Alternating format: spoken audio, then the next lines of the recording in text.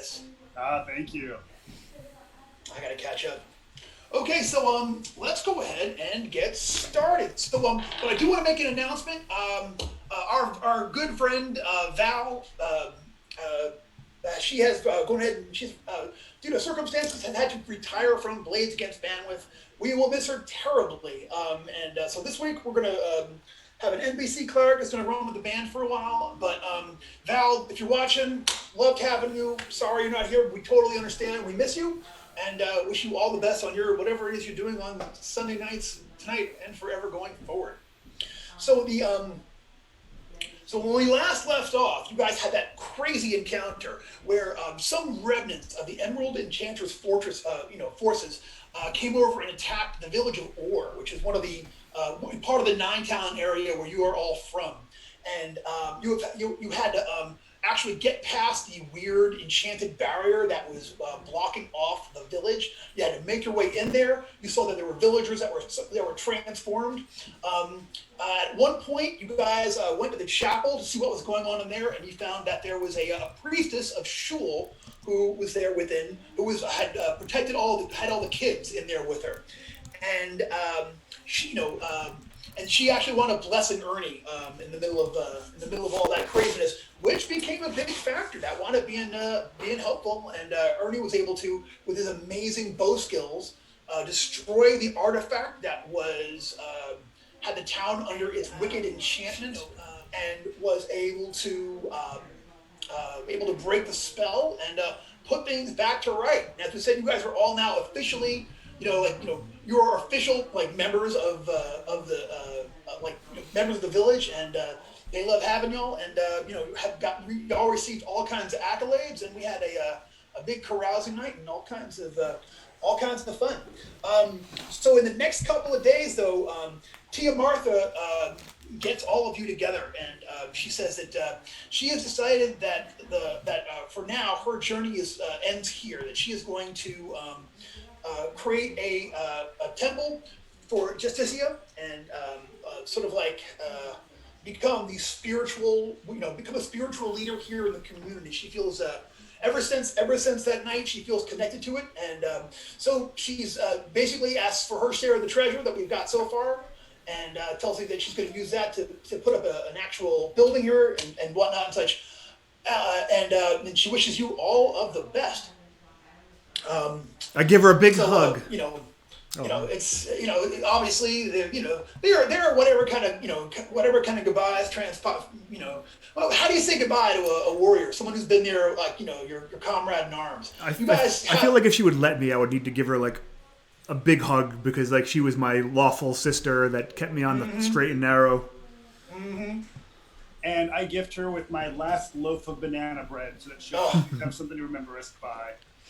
To her credit, with a straight face, she accepts the gift in the manner in which it's been offered, and tells you she'll cherish it always. I make her a friendship bracelet of fingers. She gracefully accept it because she's a beautiful person. She really is, And I offer up a jar with a few tadpoles swimming around in it that she can raise for her own to always remember us by. Kind of waft that tadpole smell, like the dirty muck. So when she's thinking of us, just sniff the jar. Well, fantastic. Well, she says thank you, I'm sure, for all of those gifts, and also says that her new friend Phoebe, the cleric of Shul here, has something that she wants to discuss with you. That night, you've all been invited to the Temple of Shul to discuss what she has for a proposal. I go there. All right, we all head there that evening. We all make our way over. So you remember, this is a very small, little chapel there. Crescent moons cut into the door, and it's empty except for you and Phoebe when y'all get there. But Phoebe, she once again thanks you for your defending war against the horrific magical attack that was brought about by the Emerald Enchanters, what we hope are the last of the Emerald Enchanter's forces. And furthermore, says, she understands that Tia Martha means to stay here in the city. And with that, she feels a connection with Tia Martha. Tia Martha, who's also been occasionally an instrument of Shul's justice. She feels like it's safe to leave the town. And that being the case, she offers to go with you. But she says that, on your journeys. However, she says that there's a thing that she feels that she needs to do. She says in the last several weeks, she has started to have this reoccurring dream that far north from here, there is a city called, it's a hamlet. None of you have ever heard of it, this tiny little place called the Kingspire. And she has started to have these nightmares about Kingspire, of this darkness that has come to it. She sees these, she says, in these dreams, I would see these creatures, and they were, at first I thought they were elves, but they weren't truly elves. But whatever they were, their intents were very, very, very, dark. And that she says that there's something going on there. She says the people of the Kingspire, they've lost their way. They've lost their spiritual way somehow. And I feel Shul's light shone upon me, and I need to bring that to this place of darkness. So, I'm asking for all of you to come with me. I don't know what I can offer you there from danger, but other than danger. But I know that I have been moved to this place. I know that there is something going on there, and it's the kind of we've all heard the fantastic stories of your band and all of the amazing things that you have done over time. And I know that with you at my side, I have a better chance of dealing with all of this. And I promise that if there is treasure, obviously, because there likely could be, that I will, I understand that's important, and I will be more than happy to share all that out. My needs are few. I have the moon. I need little else. So if you will go with me on this journey and see, and perhaps it's nothing. Perhaps this was a important to things that have already taken place, or important to things yet to come. But I don't feel that's the case. I feel that there is truly a need for us there. Tell us about these nightmares. In these nightmares, I saw these figures that were there, in the Kingspire. I saw that this small town. I saw a shaggy man speaking to the masses, and I saw him corrupting the people with his false words. I saw sacrifices first of animals, but then of things that I recognized more, that were possibly even human. I saw death, and I saw a distortion in the world. I saw our world, the known realm that we all live in. Somehow, I don't understand, but I feel like our world is butted up against another, and that somehow that connection there is a terrifying danger to all of us. Forrester says you said bud. How far away is Kingspire? How long of a journey is this? She says to the Kingspire, it'll be 3 days north from here. We'll have to travel. The Kingspire sits on the edge of a huge swamp. And we'll have to, so like, I'm sure that we'll have to at some point investigate that. But the Kingspire itself, it's a small hamlet. I mean, they have a mill there. It's a tiny little walled encampment. At one time, there was a citadel nearby there, but it's been destroyed for thousands of years. Have you been there? Is that why you recognize it? No, but I've done some research since I started having these dreams. Well, Septus is intrigued by the notion of a swamp, but I would love to take about 9 days to get there if we could. We'll do like a curly Q trip to I'm pretty sure we need to spiral into Kingspire in a clockwise motion over the course of 9 days. That sounds great. How many days have we been in town so far? We'll say that since we've arrived here, this is day 4. So you guys will actually be up 4 hit points. Forrester, you'll have 4 days worth of luck back. Seps and Wiggs will have 4 days worth of their spell burn returned to them. Anatol, also you for luck. You're nice. Getting your luck back. And quick meta question. Does Forrester get XP for sessions that the players miss? How are we handling that? Yeah. I'll tell you what. Let me think about that, and if it's cool, I'll decide between games. We'll talk about it. Yeah. Yeah. Give me a minute to think about it. Yeah. But I'll tell you what. Just in case, does anyone have a record of how many experience points y'all got for last time? We're all at 88, right? Is that the total for? Yeah. 88 XP. Hey, No, not give it me. up for No, or you came in kind of late. Yeah. I'm at 70. I think I got 4 or something last meet. Wait, you're only at 70? No, I mean, that's what I have written down. Okay. I have 73 right now. I missed one session.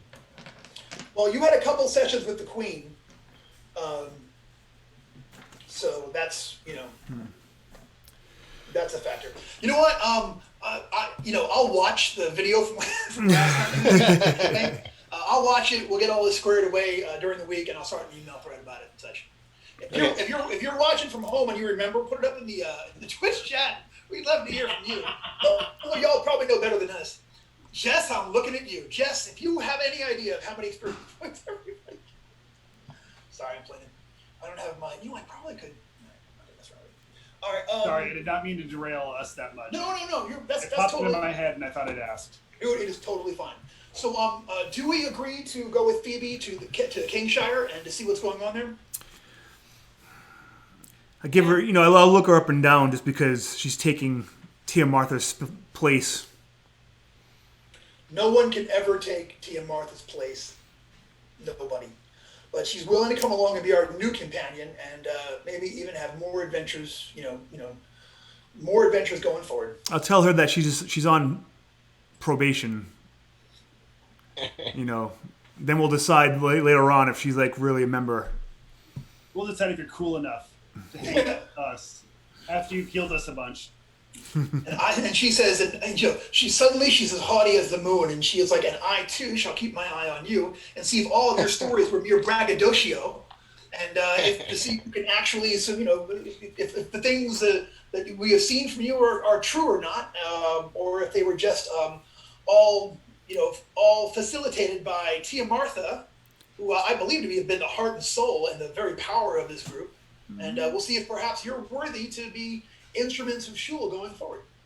Listen to the songs of my arm wrestling glory, and you will know that there is truth being sung. All right.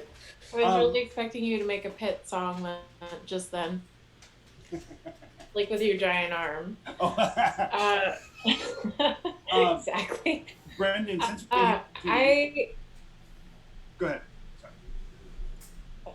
Sorry, go ahead. I was going to ask, since I've been here for a few days, is it okay if we buy stuff from the equipment list in the core book? Yeah. Here's the thing. Right now, like if it's less than like 5 gold pieces, you can just add it to your equipment to your list here because you were really being recognized as the saviors of ore. Like 1 minute everyone was walking around turning into crystal zombies, and these flying skulls around. You guys showed up, jumped over the barrier, so you guys have gotten a lot of fame here in the city. Is there anyone in town that's been to Kingspire? Been to... Yeah. Kingspire. Phoebe says that she spoke to one... there's actually a woman who grew up there in Kingspire. She got married and moved down here years ago, but she is from that area. And she can absolutely arrange for a meeting. Yep. All right. So you meet Mila, and Mila, so this is the next day, okay? So you guys can get another day's of rest, another day's of hit points, another day's of whatever back and such. So you guys meet up with Mila that next morning, and Mila says that she's happy to meet you. You actually, all of you have met her. You guys met the night of the big feast. You guys met her because this isn't a very big town. But she says, I grew up there. I miss an old swampy Kingspire. Those were some good times. But I met Greg, and of course, fell in love with the old knucklehead, and moved down here. Now I guess I'm a Southerner now. Hey, I've been here for 10 years now. They still don't treat me like I'm a local. I'm still the new girl, so.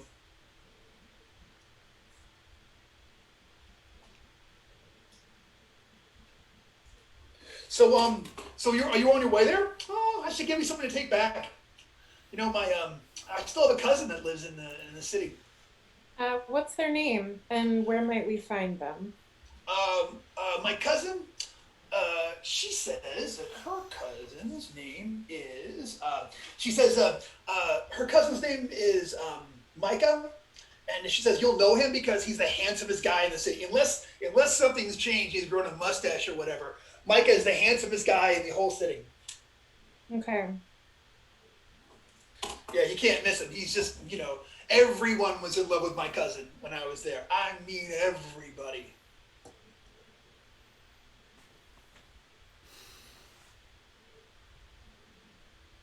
So, well, have fun. It's nice. It sits there right on the, it's right on the edge of the Drachenwald, which is the name of which is like the swamp that's up there. You know what you should do? I mean, you guys are adventurers, right? At some point, okay. So if you can picture it, here's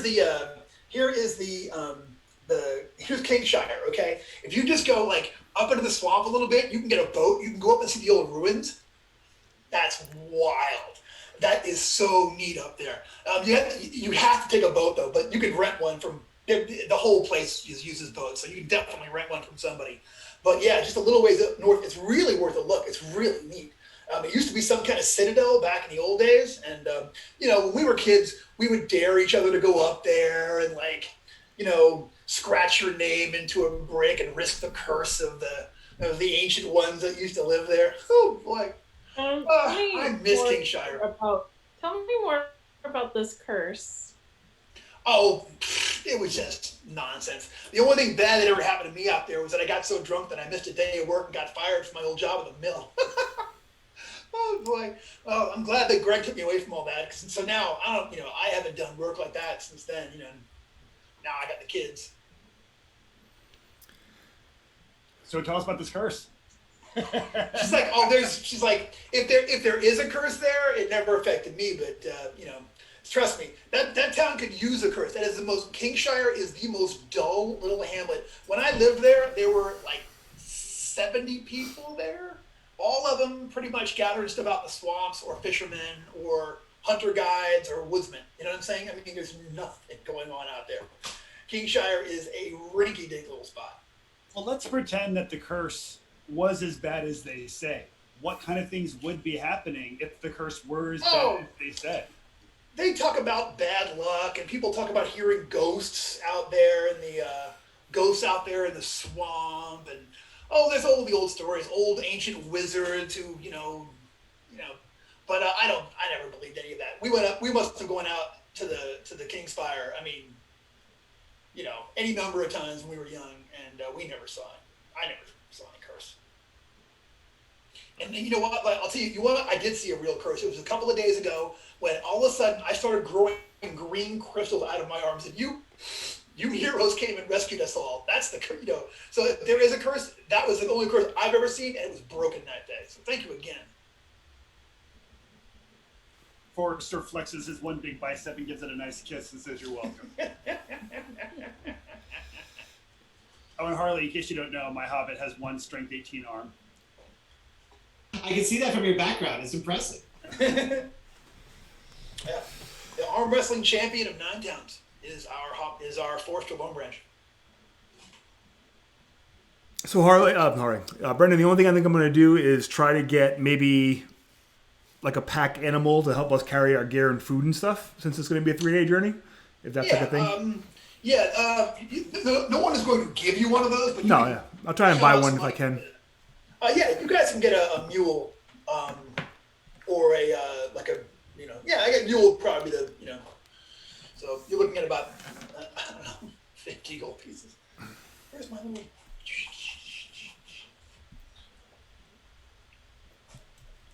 All right, so do we set out for the Kingspire? Yeah. All right, so it's about a 3-day journey to Kingspire, so when you get there, you guys are back 3 more points off of any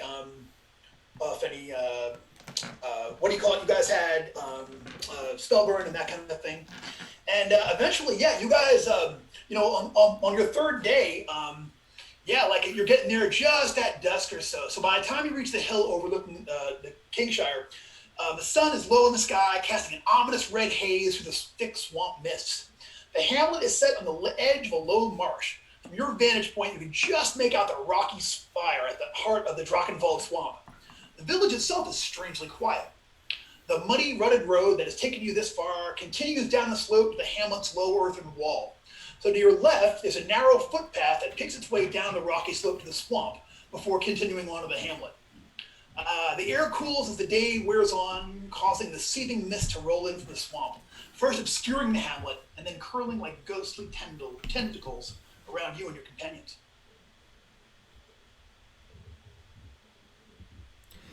And as close as you guys get, Phoebe's like, I was really hoping that I was wrong about this, but the feeling I have that there's something terrible going on here is growing stronger and stronger.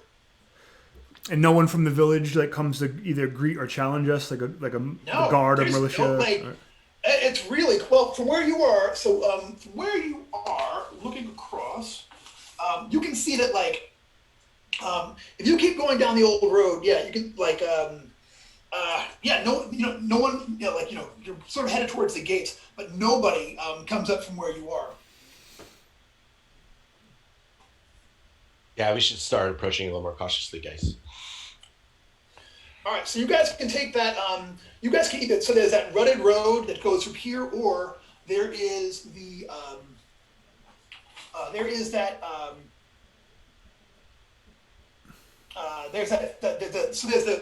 basically the cart track that's headed towards there, or there's a tiny little footpath that sort of heads south and north and goes straight to the water's edge. I'm sorry, did you say that we have a pack animal? Yeah, we have a. Tim, you bought a mule?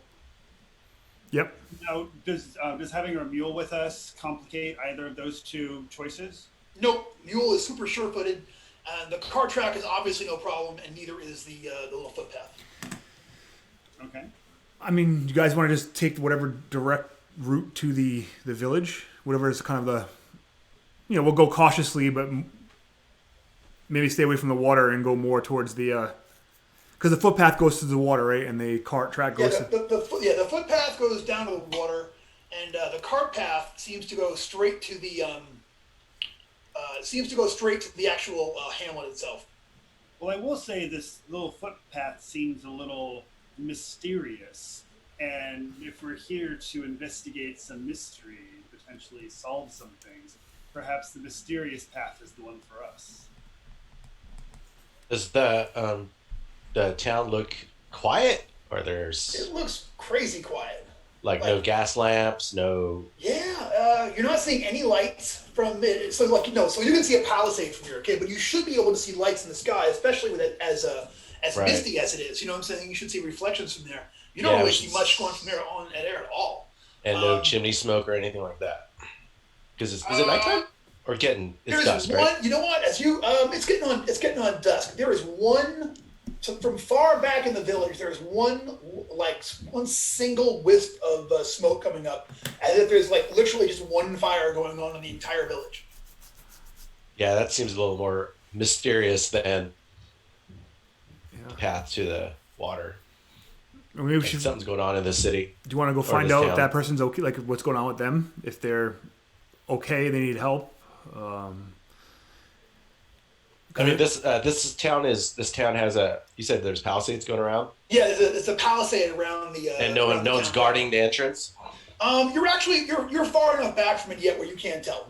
You'd have to make your way down so basically, you're at the point where you either keep going there or you take the footpath that goes down to the water. And I'm going to ask Phoebe, since she's the one who's been having nightmares about this place, if either of these paths is kind of pinging anything from her dreams. She says no, but if you want, she will reach out to Shul herself and try to discern, which way is If we should, like, in other words, she says a lot of religious jargon. Essentially, she's offering to cast her second sight spell. If you guys give me a definite thing, like, if we go here, will it be good or bad? If we go here, will it be good or bad? We don't need to disturb Shul yet, right? I mean, we can Absolutely not. We can reconnoiter the town and see what's what, investigate that one hut or whatever, and then kind of give a sense. I don't know. You knock on God's door too often, at some point God answers, right? So shall we head into town? Yeah, I think that's the way to go. All right, we're taking the car path. All right, so you guys head down. So you guys follow the car track until you actually get there. So the muddy track runs to a crude wooden gate set into the wooden palisade that surrounds the hamlet. So here you see that there are some small torches on either side of the palisade wall. You can see now that you've gotten up that's close from here. There's a small earthen rampart rising up to the palisade, and you do see a couple of figures standing there in the dark. Their spears held at the ready. And you said there are a couple torches unlit? Yeah. No, there are lit torches that you can actually see now. And okay. As you guys are coming, you guys have an animal, so you're making some noise as you go down there. And one of the men from the wall yells out, "Who goes there?" Hail, friends! It is the heroes of Or. We do not know of the heroes of Or here. It is I, Forster Longbranch, the arm wrestling champion of 9 towns. You're strangers. What brings you to Kingspire? We come to deliver a message to Micah from his cousin Mila.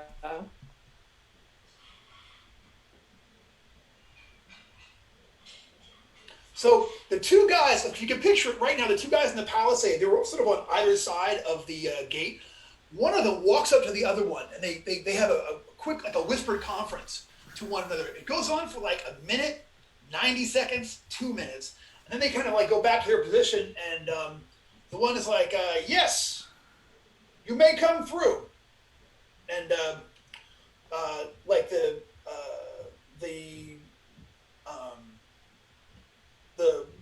the gates open up slightly. Draw open the gate, says one, and the gates are opened up. Okay. As we pass through, I just do a quick assessment of so it's just the 2 guards out front, and then how many are just inside the gate? All right, so when you guys get up to the front of the gate, you take a look in before you actually make your way in.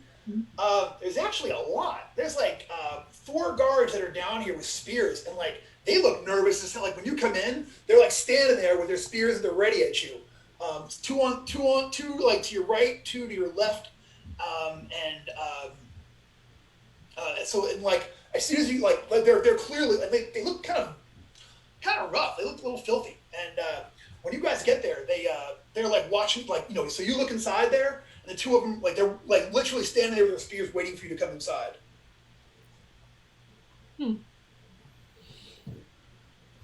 Does Phoebe? What's her name? Yeah, Phoebe. Does she recognize them? She does not, but she's never been here before. Oh, right. I'll be like, so y'all seem quite nervous tonight. Something going on? Yeah. And they look at they look up at the 2 guys that are up on the actual palisade, and the one yells now, and they come rushing at you with their spears to attack. At the same time, from the top of the palisade there, a couple of them start stand up with their bows with bow and arrows, and they're getting ready to fire down upon you. So let us go ahead and have an initiative check. You were looking at a 9 to 9 is the median number here. Gosh darn it. All right, so This is how you welcome guests. I do have an intelligence of 7, so I just kind of think that they're just jerks. all right. Let's start. Anatol, what'd you get for initiative? I got a 5. 5 for Anatol. Okay, Wiggs. 19. 19 for Wiggs. I have a feeling some fingers are going to get expended. I got a feeling. Septus. Going on a 6. Septus is going on 6.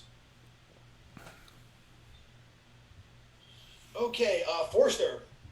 10. Big 10 for Forrester. And last but never least, Ernie. 16. 16 for Ernie. Okay, so you guys are just there on the outside of the gate. It is Wiggs, then Ernie, then Forrester, then these guards, Septus, and Anatol.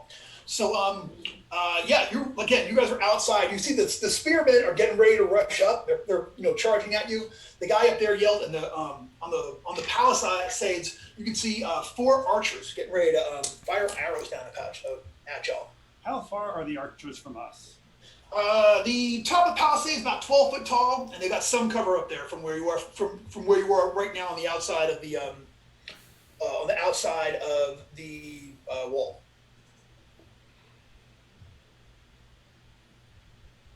So, Wiggs, it's your turn first. I'd really like to just. Why can't we be friends? I will cast Color Spray. Okay.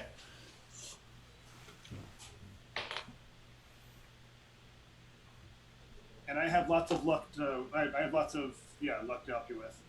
Thank you. See, I got 18.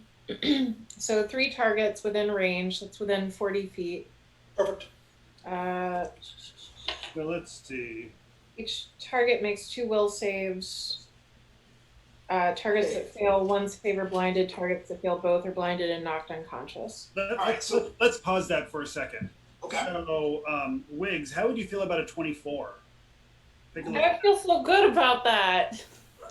Now, Brendan, a 24 is a blast that is a cone 40 feet long. That's 10 to 30 feet wide. Who could Wiggs get? How much? Okay, because of the way they're arranged, she can either get, with that, she'll be able to get all 4 of the spearmen that are down below, okay?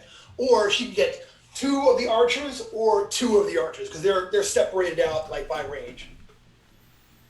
Get the guys on the ground. So honestly, with the 18, she'll be able to get 3 of the spearmen, or 2 archers, or 2 archers. But it might be best if you save your luck. I think so. It doesn't look like it's going to be worth spending that much luck to get it up there. So let's. But it would be so cinematic. Let's save that for another day. All right, then. All right, so we're going to go ahead and get 3 of these guys. So here comes. So one saving throw is unconscious, and second saving throw is blinded and then unconscious. Is that right? Yep. Yeah. So one saving throw is. If you fail one, they're blinded. If you fail both, they're blinded and knocked unconscious. Okay, here comes the first guy. That's a 1 for my first roll of the evening. This does not bode well. All right, fine. But you know what though? He makes the second save, so that first one is just blinded. Second one, fail and fail. Blind plus unconscious. Third one.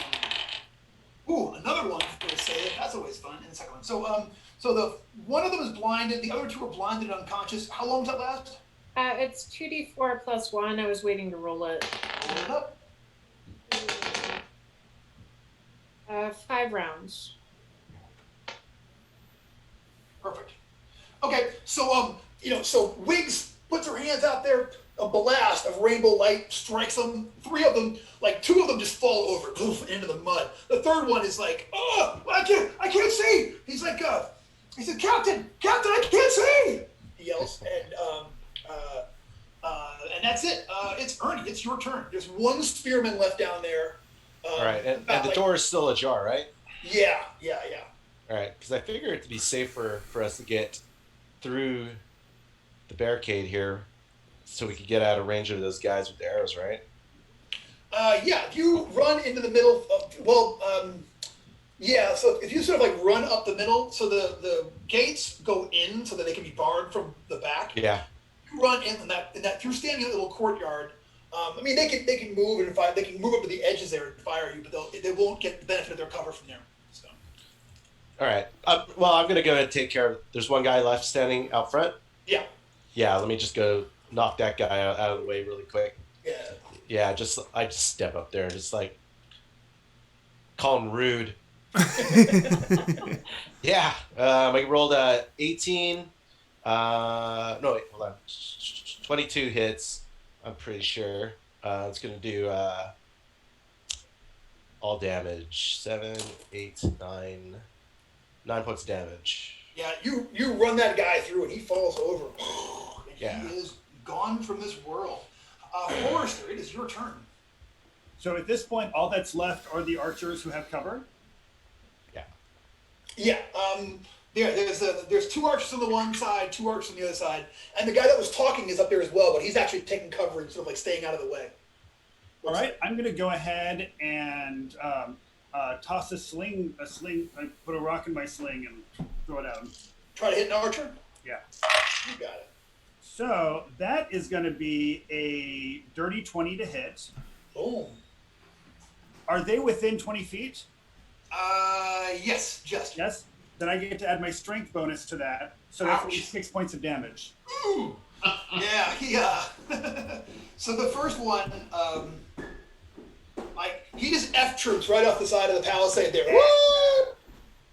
And he actually is now outside of the thing and such there. A rock just stuck in his cheek that will never come out. You don't fail. Oh, and also I forgot to go murder Hobbit. Murder Ah! Hobbit! Outstanding. All right, there are 3 archers left, and it is their turn. So, Wiggs, they saw your color display, and the one yells, "There's an elf!" And the 3 archers are going to take shots at you with their bows. So here it comes. Racist jerks. Yeah, not fans. It's a 10, a second 10, and a 14. The 14 hits, the 10s do not.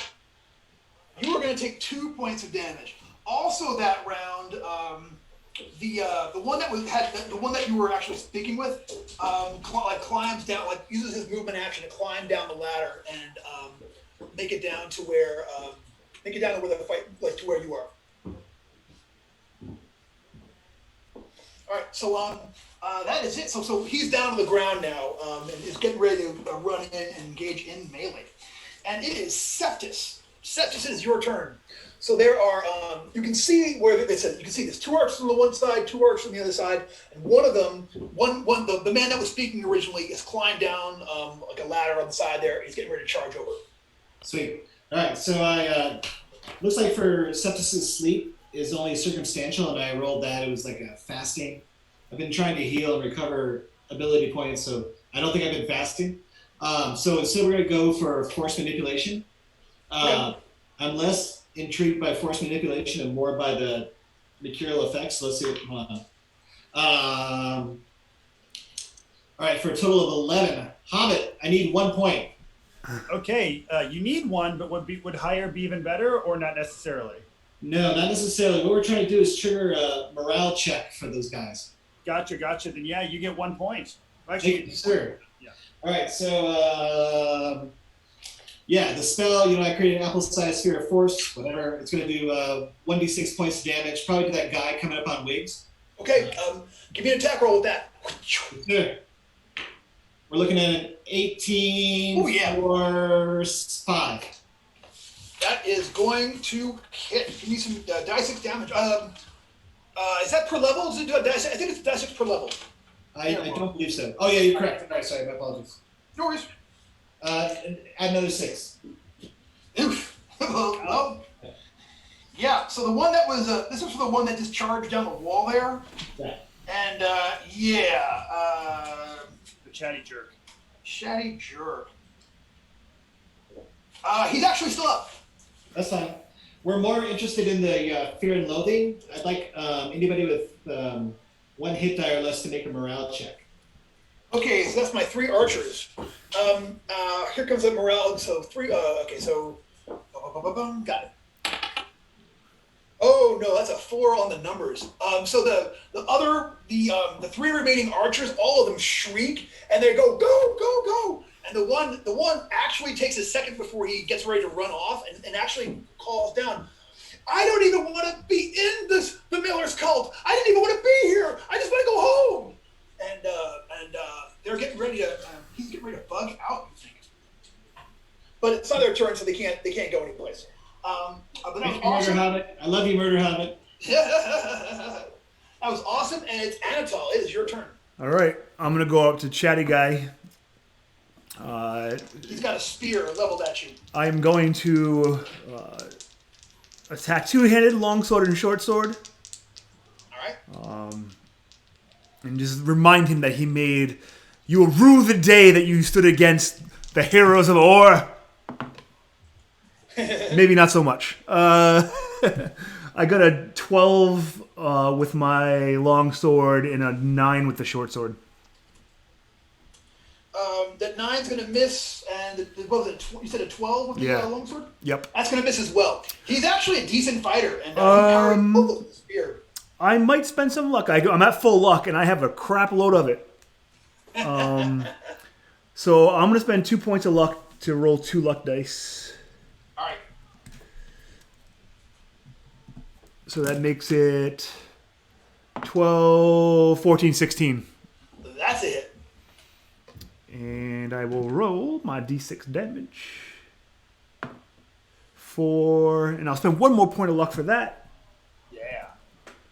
So that's 4 plus 2, so 6 points of damage total. Yeah, that's it. He's a tough guy, but after that he just collapses falls down, face down in the mud right there in the front of the Palisades. So it is actually it's the top of the order. It is Wiggs and then Ernie. It looks like the 3 remaining archers are getting ready to run away.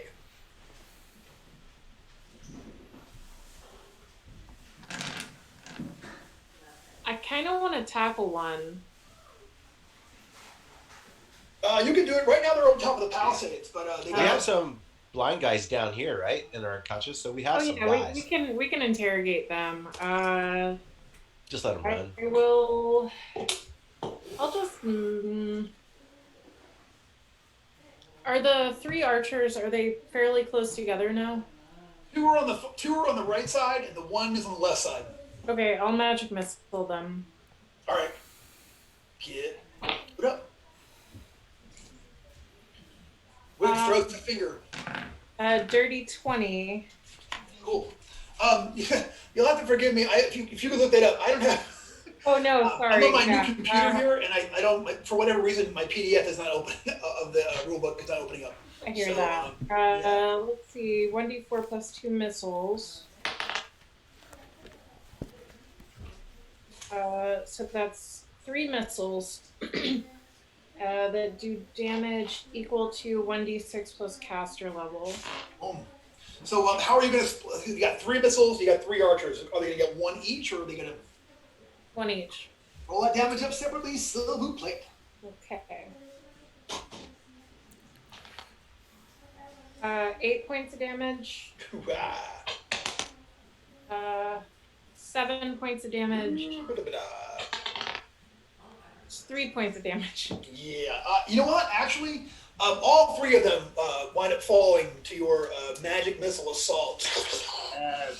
They all sort of stagger about for a second before falling over, and they are all gone. So the only ones that are left here are the one blinded guy is walking around like, ugh! And he's just trying to make his way. He actually gets his hands on the gate, and he's using that as a guide to actually make it out of the gate. He's trying to get past you, but he's 2 feet away. And the other 2 are both laying there still this round. Are we still in initiative order? Yeah, and it'll be Ernie. You're muted, Dak. Muted. Okay. Am I in the gateway? Can I see inside? Yeah, absolutely. Anybody else moving towards us? No, there's the town is very very very. Then I go and the nearest guy where did what's his name fall down? Is he near me? The guy who was doing all the talking. Oh, he took a force apple to the head, and So he is nevermore. I'm afraid. But I just wanted to see. I wanted to take a good look at him and see how. Oh, okay, sure. Are they just like? Are they a bunch of like bandits dressed up as town guards, or are they just actually wearing their mixed match? He's got leather armor and a shield.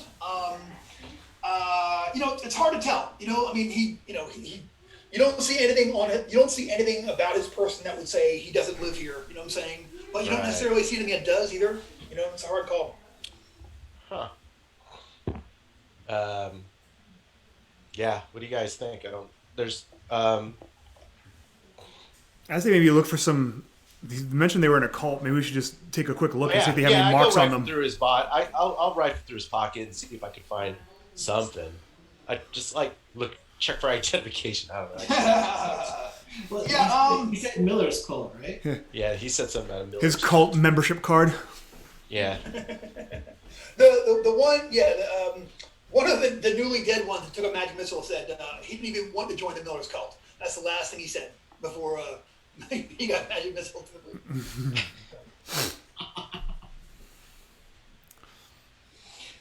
So there's one guy. Ernie, there's one guy that's in like I said, he's blind, but he's using he's trying to make his way to the door. So we have to make a way out. The other two are just laying there, just completely unconscious. Okay, then the blind guy, I'll just grab him by his collar and say, "Hold up." Yeah. Let me go! I can't. And I make him sit down. All right, give me a strength check, and actually you can go ahead and roll a d24 and roll your D die to kind of just sort of shove him over and All right. Just a 2 on the D die. 10, 12 total. Okay, I will say, you shove him, and he goes backwards against the wall, but he doesn't actually go over on 2. Okay. All right, and it is Forrester. All right, I'm going to go ahead and take the 2 who are knocked out, and I'm going to prop them up so they're sitting back to back and then tie them together. You got it. With your 18 strength arm, it's not even that hard for you. So you spend this round starting to get them arranged and whatever. So the guy that you shoved, Ernie, he is going to go now that he has the wall to kind of orient him, he is just going to try to run for it and just sort of make his way out of the city. He's looking like he's going to run possibly back the way you came, but maybe even towards the water, he's going to try to head. Oh, he's running out of town? Yeah, almost looks like again, he's blind, so it's hard to tell, but he might even be checking for that headed in the direction that footpath was going. He might even be headed that way. But he starts makes his way out of it. But to do it, he has to get past you. You were already in melee with him, so you get a freebie shot on him if you want to. Yeah, I'm gonna get him. I'm just gonna go ahead and try to trip him. Go for a trip. And he's blind, right? Yeah, D24. Oh yeah, so I got a 3 on the D die, and my total roll will be 20. Yeah, we'll just say So he eats it and just lands there down there in the muddy cart track. Yeah, and then I'll put I'll step on him. Okay, he just throws his hands up. Please. It's so at this point we can pretty much be out of combat rounds. Forrester, you get those 2 guys tied up before they are able to get conscious. This guy that you're standing on is just if possible, I'd like to put my sack over them once I finish tying them up. Over their heads. You can do that. Collective head, so they're both back to back in a sack, tied up. Gotcha. Cool. And after they wake up, I want to ask them, "Where's the Shaggy Man?" Well, we can ask the blind Shaggy Man. Yeah, I asked the blind guy, "Where the hell you think you're going?" Please. What's Phoebe's reaction to all this? My God! Well, were the nightmares she dreamed of? She was so freaked out. She's actually she's a cleric, but she's so freaked out. But she recognized she walks over to the one dead guy, and she's like, "That's John Ockett. That's John Ockett, the leader of the Watch. I've known him since I was a kid." Oh no, she's not the one from here. No, sorry, I got confused over which one's which. She's like, oh, he was in my dream. He was the leader of the watch. I saw him. Nice RetroCon. I saw him in my dreams. Yeah, Like, these stories just seem to add up. I'm not sure if I trust her.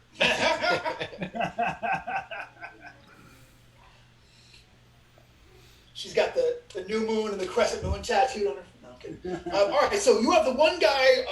The one guy is, he 3 rounds later, he is no longer blind and can look up at you, but he's sitting there just terrified and just please, just leave me be. I'll leave you. I'll walk away. I'll never come back to Kingspire again. I swear. What? My spear's pointed right at him. I asked, tell me everything. All right, look. Tonight's the ritual night, and everybody went out and took all the boats, and they went up the Kingspire. And we were supposed to not let anybody in, so they could, because the ritual is so important. They didn't want us to let anybody interfere, so we were supposed to stay here for another hour, and then we were supposed to go and take the last boat and join everybody and be a part of the ritual. I don't want any of this, though. I don't even believe in this nonsense. What is this ritual? Was this some sort of cult stuff? She says, yeah. She says, he says, okay. He takes a deep breath. He goes, okay, Arcos. Arcos is he's the miller, okay? So he had this amazing experience. He went out there and he got lost out in the swamp for a couple of days. When he came back, he started talking about this experience he had out there. He started talking about how there was power to be had out there in the swamp, and if we would sacrifice animals to it, that it would reward us. So he did, and he had the most amazing luck. Like, all of this incredible stuff happened. So we just, it didn't hurt. He'd go out, he'd sacrifice a lamb or a cow or whatever. But then some people were standing against him, and they didn't believe in what he was doing. So he started sacrificing people out there. And that's when everyone in the town started they either started joining him or they started trying to be against him. And I don't know. I was kind of thinking I'd go with it until I could figure a way to get out of here. And I was just gonna go along with it. I don't believe in any of this. I believe in he's wildly looking at Phoebe's holy symbol, the moon goddess. Yeah, that's it. So these human sacrifices, were these willing sacrifices? No, sir.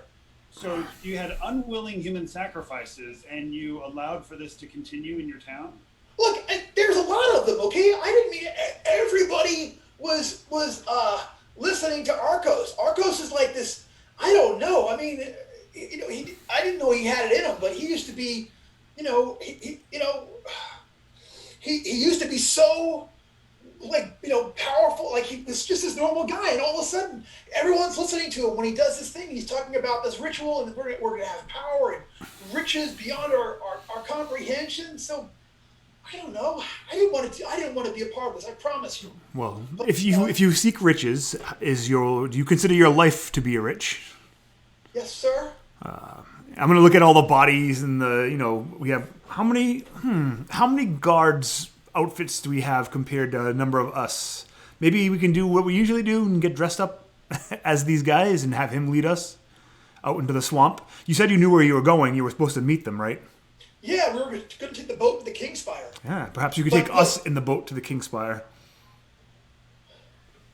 They'll kill me. I mean, they'll kill me. What do you think we'll do? They'll kill you if you don't.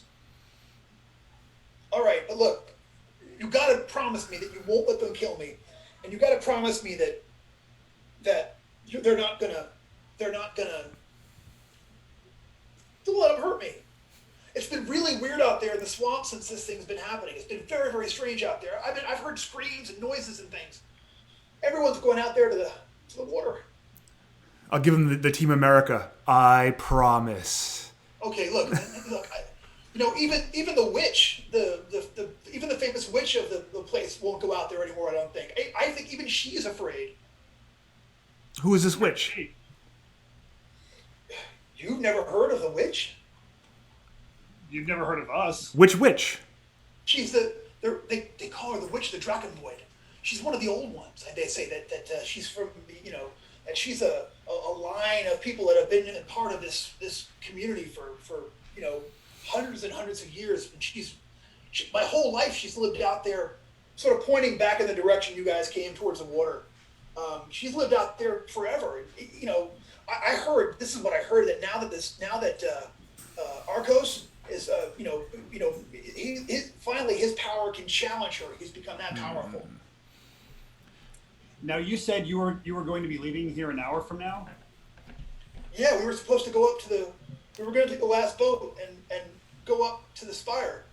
That means that they're not expecting him for another hour. We have time. With this hour, do we want to A, go check out this witch's place, B, go check out Arcos's home, or B, try to do both? I want to prioritize the witch, but if we can possibly do both, that'd be cool. But I definitely think we should go see the witch. Do any of our magic users have either of you heard of this witch? You know what? She is so local and so in the middle of no place. I'm going to go ahead and say, almost no chance. Like, let me see how we'll do this. Give me roll under your luck, but like do it with a D30 for wigs and for septus.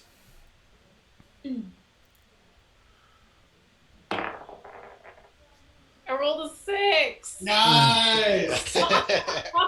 You know what? Sure enough, yeah, they're you have heard of the witch of the Drakenvoid, and yeah, you've heard that she's a fortune teller, an astrologer, and that supposedly she's 1,000 years old is what that's how you heard it, that she's like this ancient being.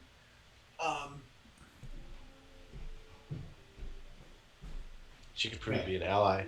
Yeah, but I'm thinking time is pretty like this. This is a podunk village. They don't have something that's going to ring a bell in an hour. I bet we can massage it and get 90 minutes out of this. We could probably do both. Well, you are the smart one. Yeah. Does Arcos have a home in the town? He used to live at the mill. Where's the mill?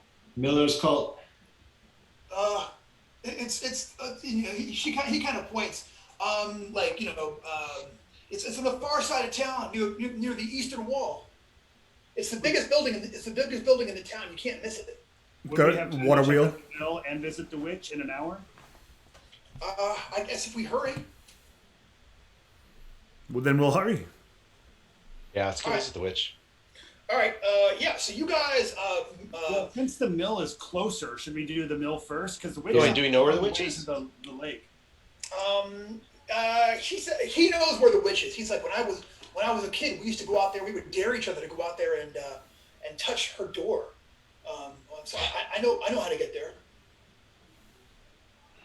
But the mill is in town, and the witch is on the way to the lake, right? Yes. Yeah. So mill first, right, and then witch. Okay.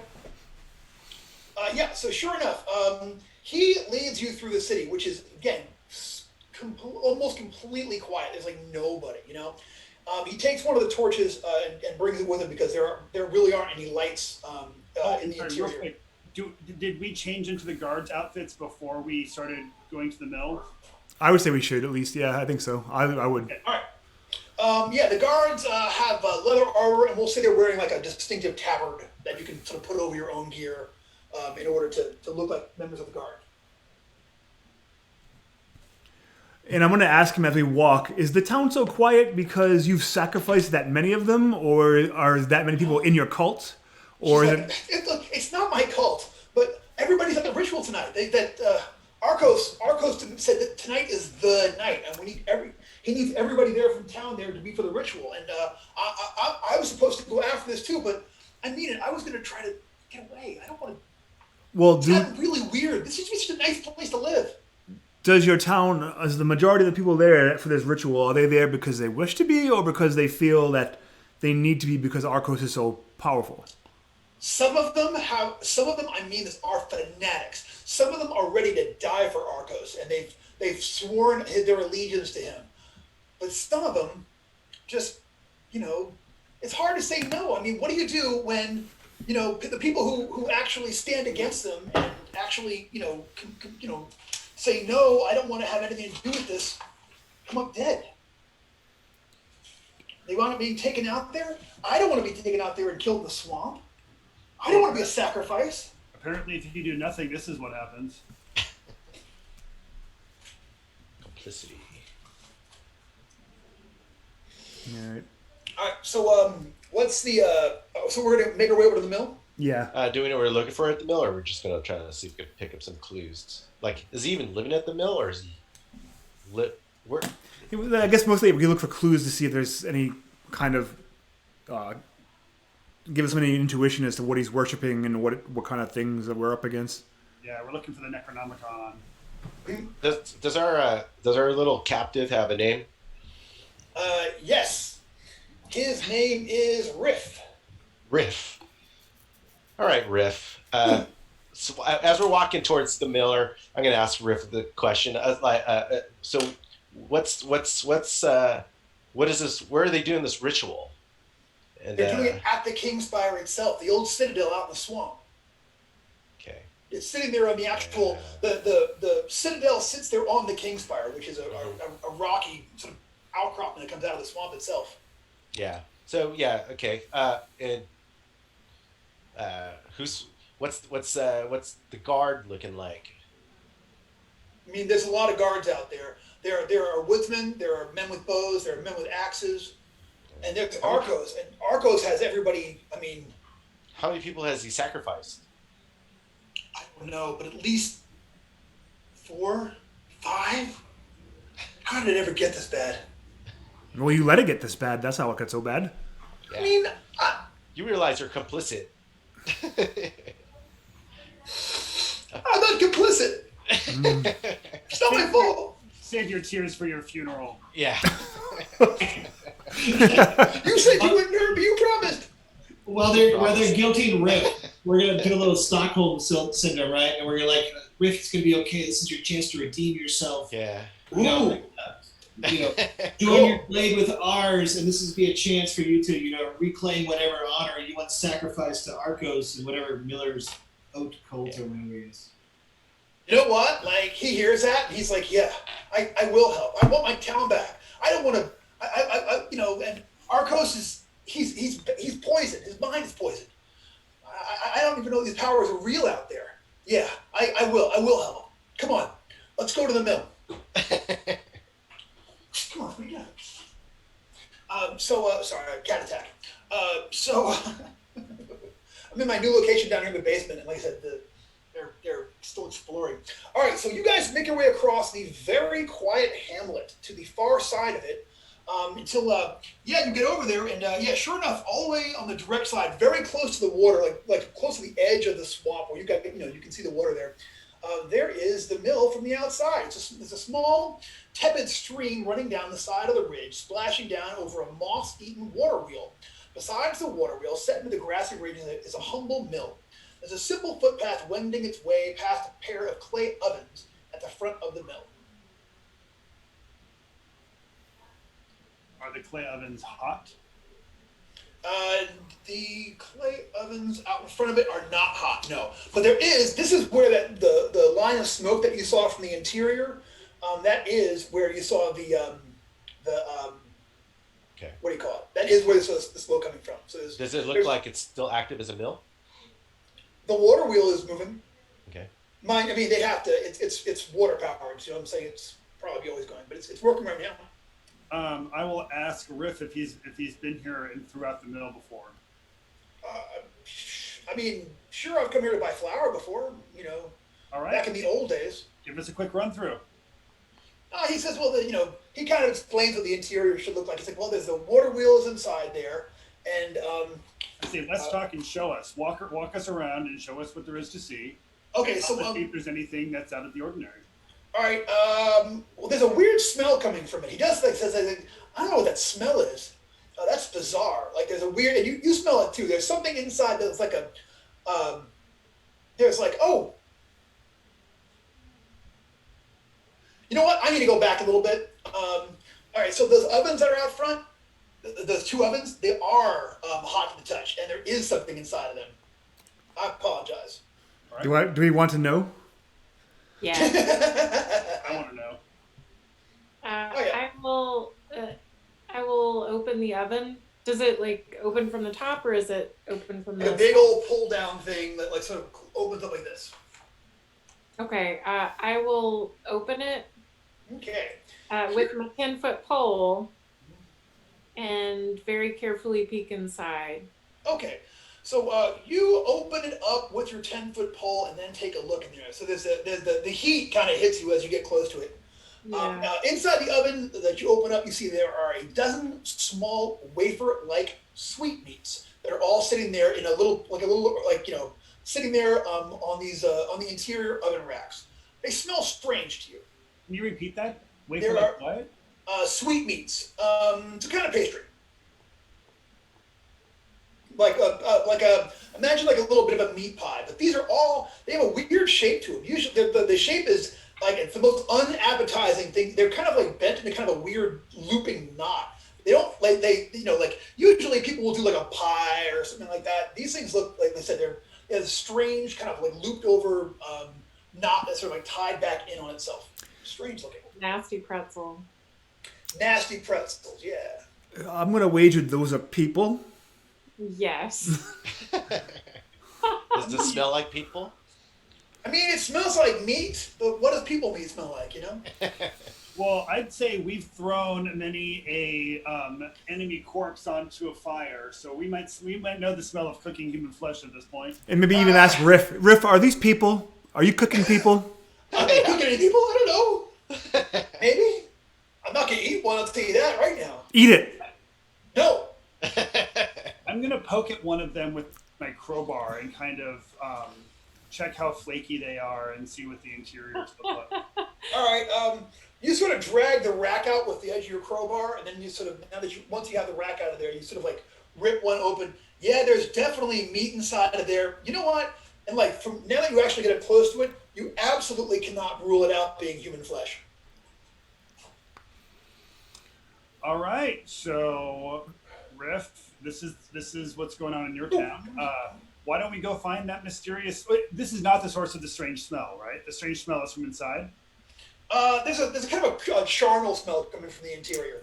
It smells like like meat being, it smells like meat being processed. But that's not what they usually do here. He says this place was always flour, millet, and corn in the past.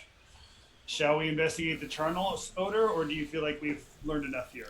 I say maybe when we come all this way, we might as well just go inside and give it a look. Yeah. Okay. So when you walk inside, the most of the place is one sort of like big space there attached to the like where you can see like when you go inside, it's one big interior space. The thing that the first thing that you see in there is there is like right over by the water wheel on the far edge over there is a humanoid. There is a huge, great big person, just like not quite a giant, but he's got to be like 7 foot and change. He's like just huge and very, very like really just hideous looking. You know what I'm saying? Kind of like stooped. I mean, he's he's on the cusp of being like human or monster. You can't quite put a thing on him and such. So he has got like a press over there, and when you get over there, he is actively stuffing a human leg into this thing and like turning this thing around and like mashing it. You can see on the far side of the press there's like a filter kind of thing that all these different tubes of meat are coming out of and like kind of going into this bucket. He's like squeezing it with one arm. He's like I said, he's huge. So he's like shoving the leg in there with one arm. He's turning the crank with the other arm, and this meat is just like tubing out of this filter thing into this bucket from where he is. He looks over at you and he kind of like he sees you there. And he points at the door and makes a noise. And Riff leans over you and she says, "That's Micah, and didn't always look like that. He used to be normal. God, he was the handsomest guy in the town. We heard. What's happened to him? What's happened to that guy? He got big too. Did he also like get dumb? Is that the impression? I mean, he used to be totally normal. I have been drinking with that guy.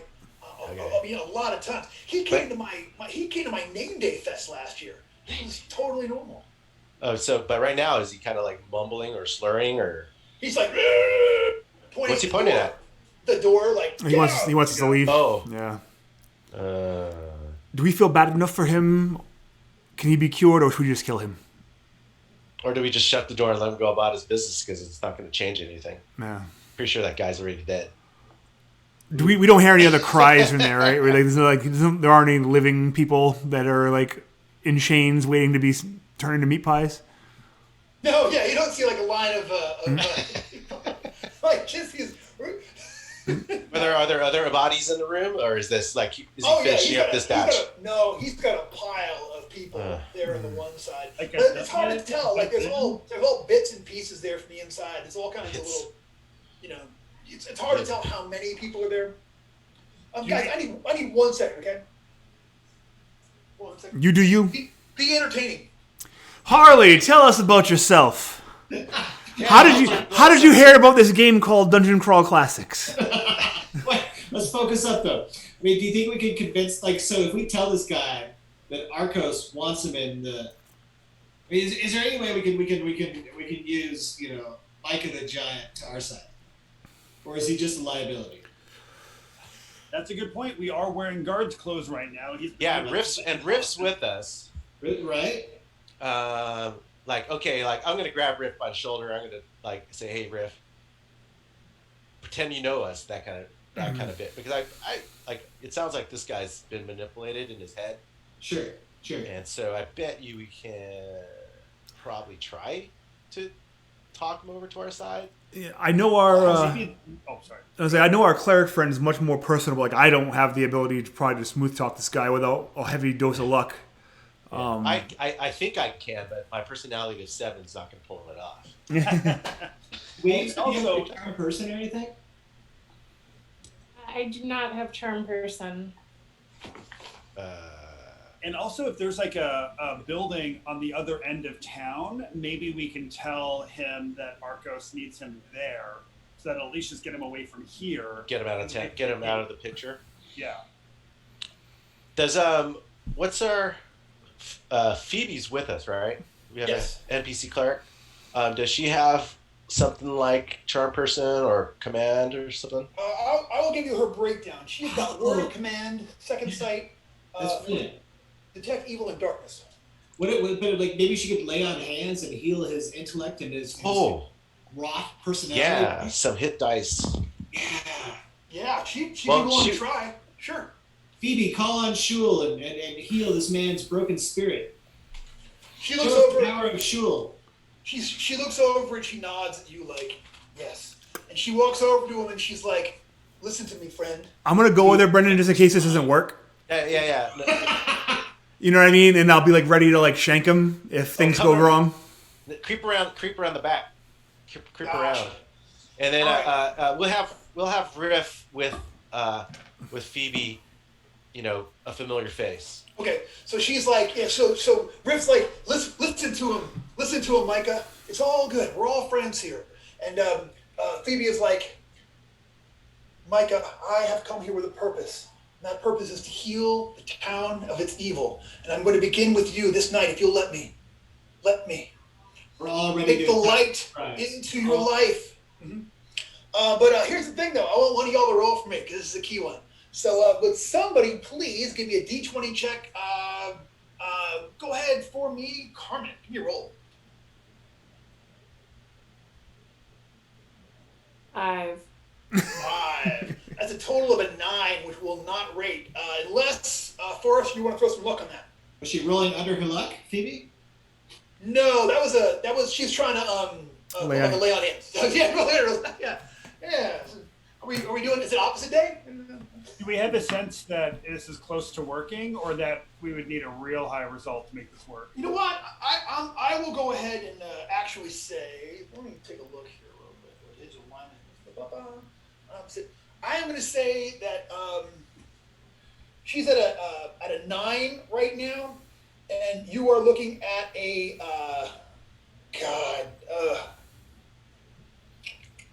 I'll tell you what, I'd be willing to spend some luck too, but I mean, I'm thinking 3 dice would be the minimum to do this. And for his current alignment, which is chaotic, which is opposite, I'm going to say that's going to be it's going to be a 22.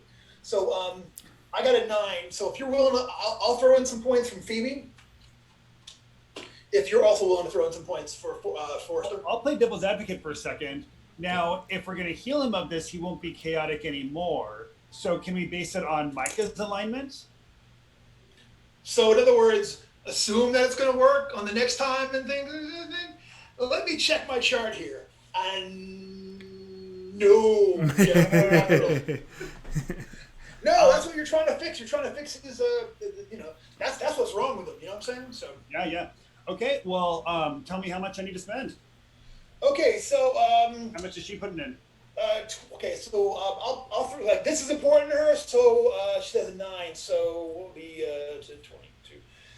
How about if you'll throw in 4, which would be 8 points. She'll throw in 3. Done. Cool. All right, Phoebe's luck down to 7. Hey, have fun with that, new player. Whoever's going to be the. Sorry, y'all. With that, like, suddenly for a moment, there's like a just a ray of moonlight comes in past the water wheel and like touches him, and he gets this look on his face, and he looks over and he says, "Riff." He's like, "Yeah, Micah, it's me, it's Riff." And he's like, "Riff, I don't think Arcos is really trying to help us. I don't think this is good. I think we've done bad. I think we've made things worse, not better. I think we've signed our name in the Book of Darkness." Is he like a handsome, regular sized dude now? No, he's like physically changed somewhat. Like, he's a little smaller and his features are a little bit more regular, but he's still been twisted by all of this. But he is he now the damage to his personality seems to have been somewhat reversed. Well, Michael, lucky for you, we're here to undo this evil, and you can help us. It's not too late to make this right. Yeah, I'll put my arm around Rift, and I'll hand him his spear back. I'll say, "Can I count on your spear?" And I'll put my big Yes, arm around. sir. But since he's so much taller than me, it'll probably just be around his calf. But I put my big arm around his calf, and I say, can we count on your strength, Micah? Yes. Just tell me what you need us to do. We're gonna go take the fight to Arcos. Maybe we could. You're gonna take the fight to Arcos to save your town. Yeah, maybe we could talk to him. Maybe we could talk him into picking up this dark dream he has. I think maybe talking we're past that point, but we're all gonna go see the witch, and she might have some insight for us. All right. While we walk to the witch, you can tell us everything you know. Okay. So you guys. Riff leads all of y'all out of the town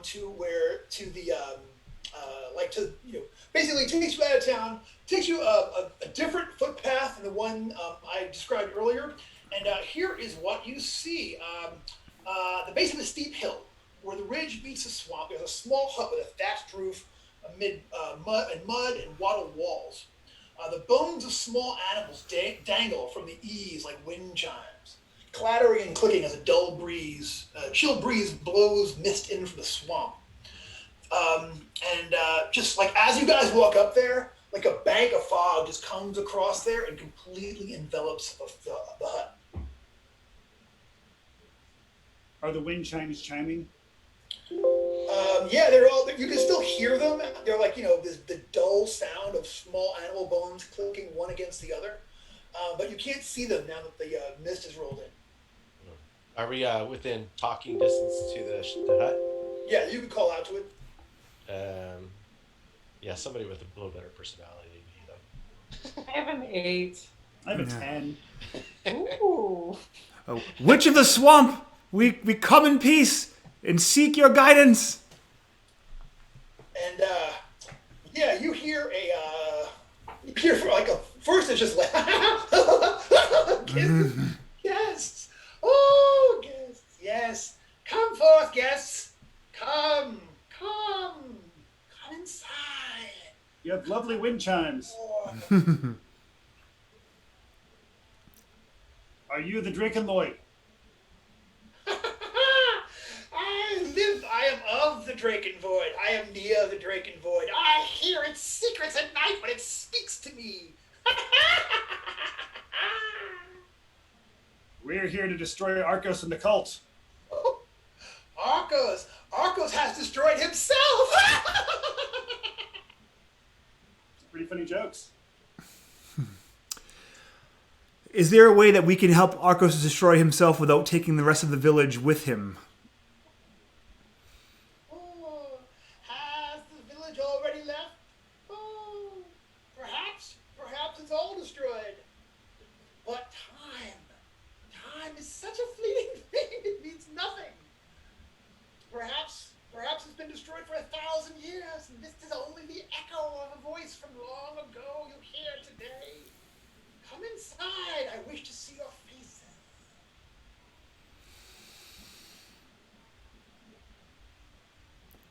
I'll go inside. All right, so you made your way up to the door. You kind of have to feel your way through because again, it's just gotten so foggy. And I'll go with things. Also, Brendan, you're suddenly a lot quieter. A lot quieter. Yeah, your mic is kind of like sometimes good and sometimes quiet. I think it's maybe how it's pointed at your face. It's all right. All right, I'm gonna try something here. It was great, and then suddenly it stopped. And it got a lot quieter. Yeah, so it's good. Right. Yeah, it's good when you're like kind of in the corner like that. Like this? Is this okay? Yeah. Yeah. All right. I'll stand up a little closer here then. No one puts Brendan in a corner. But yeah, I will join Wiggs. All right. Me too.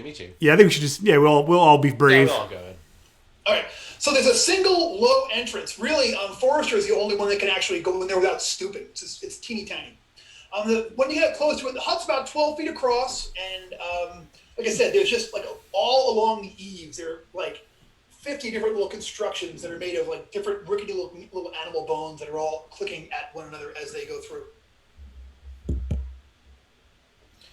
So you guys go inside?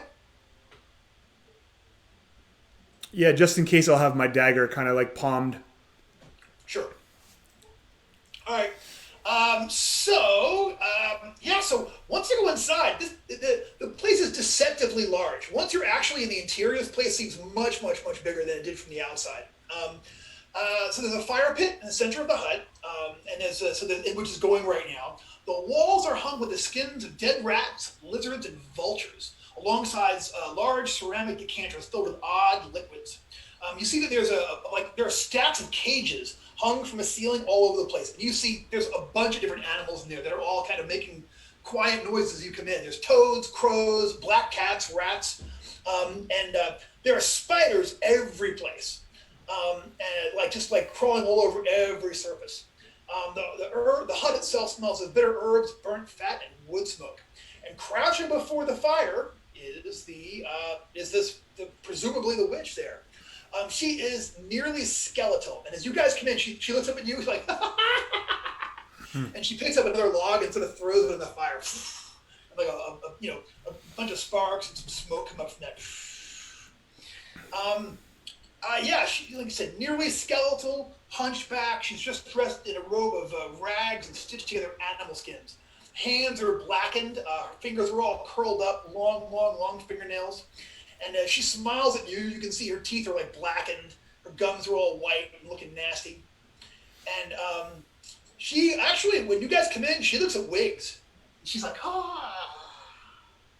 She sort of gets close to Wiggs, and she is like, the Kingspire knows its own. Yes, it does.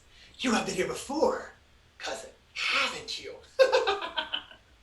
And here you shall remain until the spire sinks back into the mists from whence it rose, until the end comes of all things. And then she goes into her robe and she takes out this vial, okay, and she opens it up. And as soon as she pops it open, the smell like oof hits you. It's like something nasty in there. But she pours it directly on the floor, and she pours it over there, and she scrapes runes into the like so it makes like a puddle on the floor, and she like writes all of these runes there into the puddle and such. And then she looks up at Wiggs, and she says, "Give us of yourself, cousin, a bit of hair, a fingernail, something precious, something only belonging to you. Give us. Give us, cousin." I don't necessarily feel comfortable doing this, so I'm just gonna try and distract her a little bit. So I say to her, I don't recall ever being in this place or knowing of a spire. We know you but as I said, old. like time is. Say again? I'm sorry. So time is circular, yeah. Like to her, she said this. Can you tell me where I might have seen the spire or what I would know about it? Oh, you know, I can, but it requires a bit of hair or a bit of flesh. Then I can tell all. Oh, I see all and know all. What a You finger must. A finger? Ah, a whole finger. I can tell a lot with a whole finger. You know, I'll give her a finger, not one of my fingers, but one of the 75 fingers I have left. Yeah. She kind of like, she looks at them with like gives them like a professional look over, and she is like, their fates have already been told. All right, because I feel very lucky, I'll ask her, would something from me do? Oh, we shall see. We shall see. We don't know you. Anything could happen. Give to us. Give us something precious. A bit of hair. I'll cut a piece of hair. Good.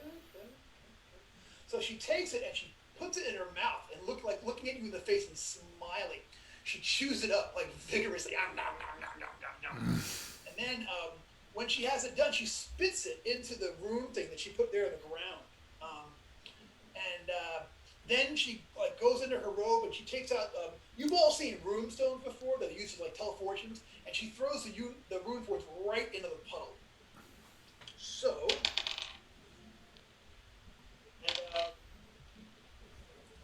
She looks over at Anatol, and she says, secret slurp beneath old Kingspire. Search there for answers. But where the exiled regent and his court? The humblest twig will be the end of them all. And she actually, like, she holds it out to you for a minute, Anatol, but then she turns it around and actually tries to give it to Wiggs. Wiggs, she is trying to she holds a twig out to you and is trying to give it to you. I'm so sorry, the sound kind of broke right there for me. Was it me? Yeah. Okay, so I'm going to go ahead and read in my normal voice. She says, secrets lurk beneath old Kingspire. Search there for answers, but where the exiled regent and his court? The humblest twig will be the end of them all. And then she hands this twig. She like reaches it out to Anatol, but then she sort of like turns around and hands it to Wiggs instead. I will take it in a handkerchief and wrap it up. Yeah, she seems satisfied at that.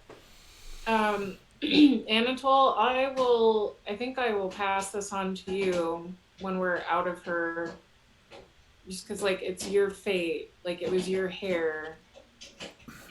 I mean, if you feel uncomfortable carrying it, but other than that, I would think maybe her wisdom is what we should trust in, and she did give it to you. Okay.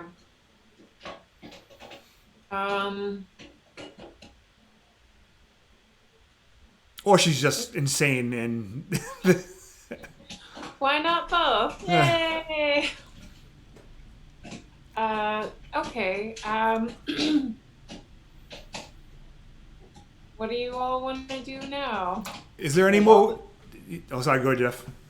While this conversation's happening, I would like to check out the behavior of the animals in the cages, especially the black cat. Yep, they all seem real comfortable. They look back at you looking at them, but they're all just sort of like sitting in there. Like they're not, the cat is, as you get up close, the cat is like got one leg up in the air as cleaning its feet. And then it sort of looks at you for a minute and then goes back to cleaning its feet. I kind of put my finger near the cage to see if the cat wants to smell me. She does, and then kind of goes back to what she's doing. Okay. She seems content. So what's the witch doing now? She handed the twig over. Yeah, she hands it over to them, and then she actually looks over at Septus, and she is like, She says, we have some, give us a bit of your hair there. A bit of flesh, a bit of blood, something precious, something only yours. I see great things for you, great things. Dude. Spellburn. If we hold her down and I chew up one of her fingers and spit it in, will you guys cast the rune dice? All right. She seems to be. She has something to do with Wiggs. She's stoked on Wiggs. So I shoot Wiggs a sidelong glance to see if the elf is comfortable with the witch. Yeah. Okay.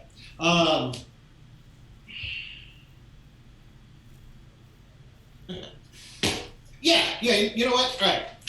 Witch, my patron is so much stronger than anything you could hope to ascribe to. Of course. So I take this dried toad thing, right, and I affix the toad to my ear and I clamp it down to my ear until it starts to like suck blood from my ear, and I pass her, this icon of Babugabills and invite her to discern whatever she might. She takes it and she puts the whole thing into her mouth, but she doesn't chew it up. And then but she's swirling this toad thing around in her mouth, and then she reaches to the front of her like weird rag thing, like pulls it down just enough for you to see the mark of Babugabills there on her on her upper chest there. And then she puts the whole toad thing down into the mud, picks up those runestones again, shakes them, spatters blood on her face while she does it, like, and then throws them down again.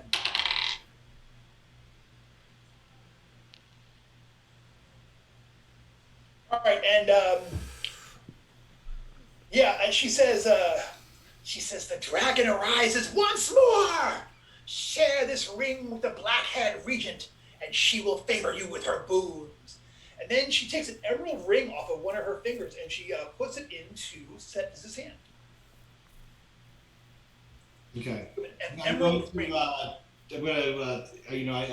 thank the witch for her generosity. Whisper a silent prayer to my patron, and I'm backing out here. Yeah, she as you whisper that prayer to her, she simultaneously says the same prayer, like she knows the exact same words, and then she says, "Hurry, your boat leaves very soon."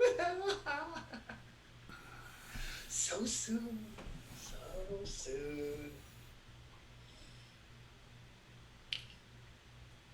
And then she goes back to tending her fire and What's the entrance look like? It's there are doors there, but it's really like the door is only about maybe 4 feet high, so you actually have to. Everybody but Forrester has to actually duck down to get in or out of there. Right, I open it up. I'm like, let's go, guys. She seems very busy. She seems busy. You clearly have got stuff going on. So you guys head out of there, and you hear this as you walk out of there, like sort of a growling sound comes out of the fog for just a second. But nothing challenges you, and nothing happens. Okay. So you guys make your way. What do y'all do? Well, I believe we're just taking Riff's lead and having him take us to where this boat supposedly is, so we can hop on it and All right. go to the spire. Yeah, Unless you guys wanted to do anything in addition to that. And I was going to say, as we're going that way, now that we're kind of out of her hovel, if we, I just want to look at the things she gave us a little more closely. If there's anything more about them that's kind of interesting. Okay, Yeah. so,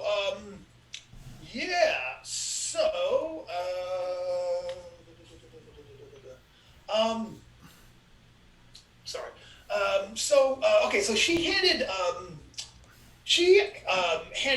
Wiggs a twig. So yeah, you take a look at it. I mean, it's, you're not sure how it's different than any other twig. I mean, I'm gonna, you know what I'm saying? Like, you're not sure what, like, was this just a random, piece of wood she picked up off the floor or whatever? But when she handed it to you, she did it with some ceremony. But yeah, you take a look at it and just holding it. You don't. You know what I'll tell you what though? Give me this is a wheelhouse check for Wiggs. Roll me a D20 and add your character level and your intelligence modifier.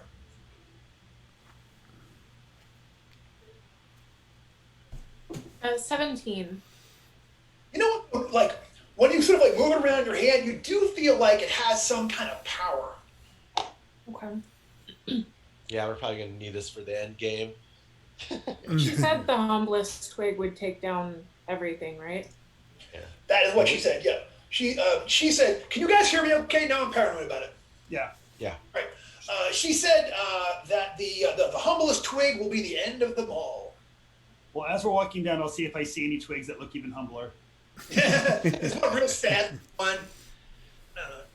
But Yeah, I offer this emerald ring up to Wiggs too to see if she can discern anything. all right. Can I roll for that? Yeah. Yeah. You can go ahead and give me that same roll. 16. Okay, this one you don't actually feel any power coming off of. You're not sure what this is, but it's got a real. I'm trying to, it looks ancient. Like a thing of the past.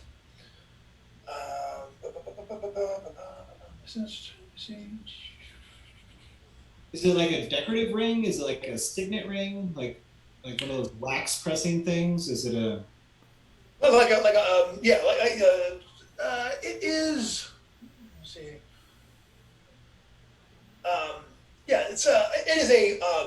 It is an oversized, almost like what you would call a cocktail ring. You know what I'm saying? Like a huge, big, with a great big old emerald stone on there. That just looks, huge.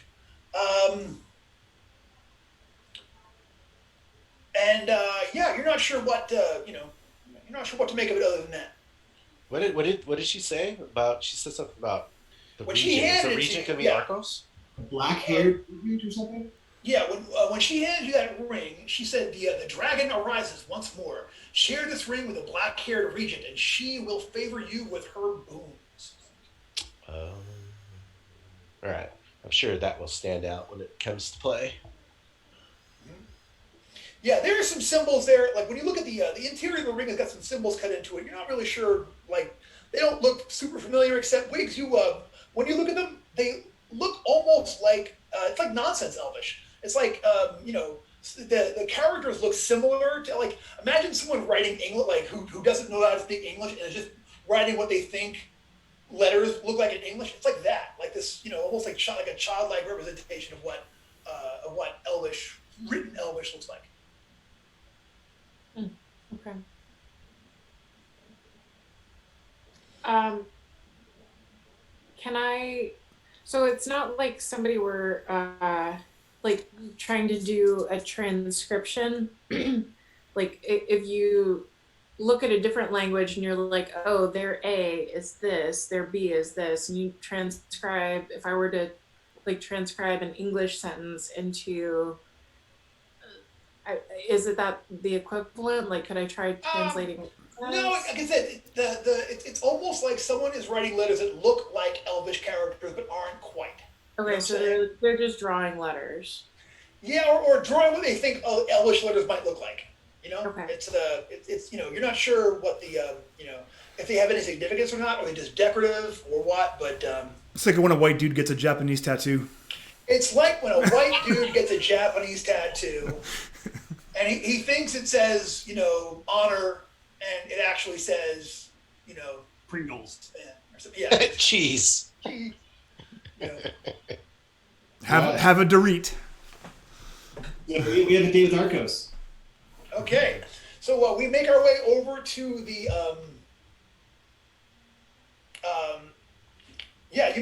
you make your way over. So he takes you over. And goes, this is the last boat out of here.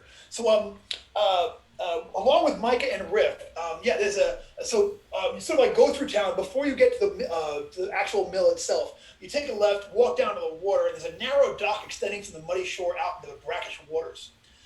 No more than 3 planks wide, covered in black mold, and surrounded by high reeds, the dock seems about to vanish into the swamp. At the end of the dock is a single sodden skiff, moored to the dock with a single knotting of rope. A pair of 10-foot poles rests against the bow of the skiff. So it's the kind of thing that you would sort of pole with, you know what I'm saying?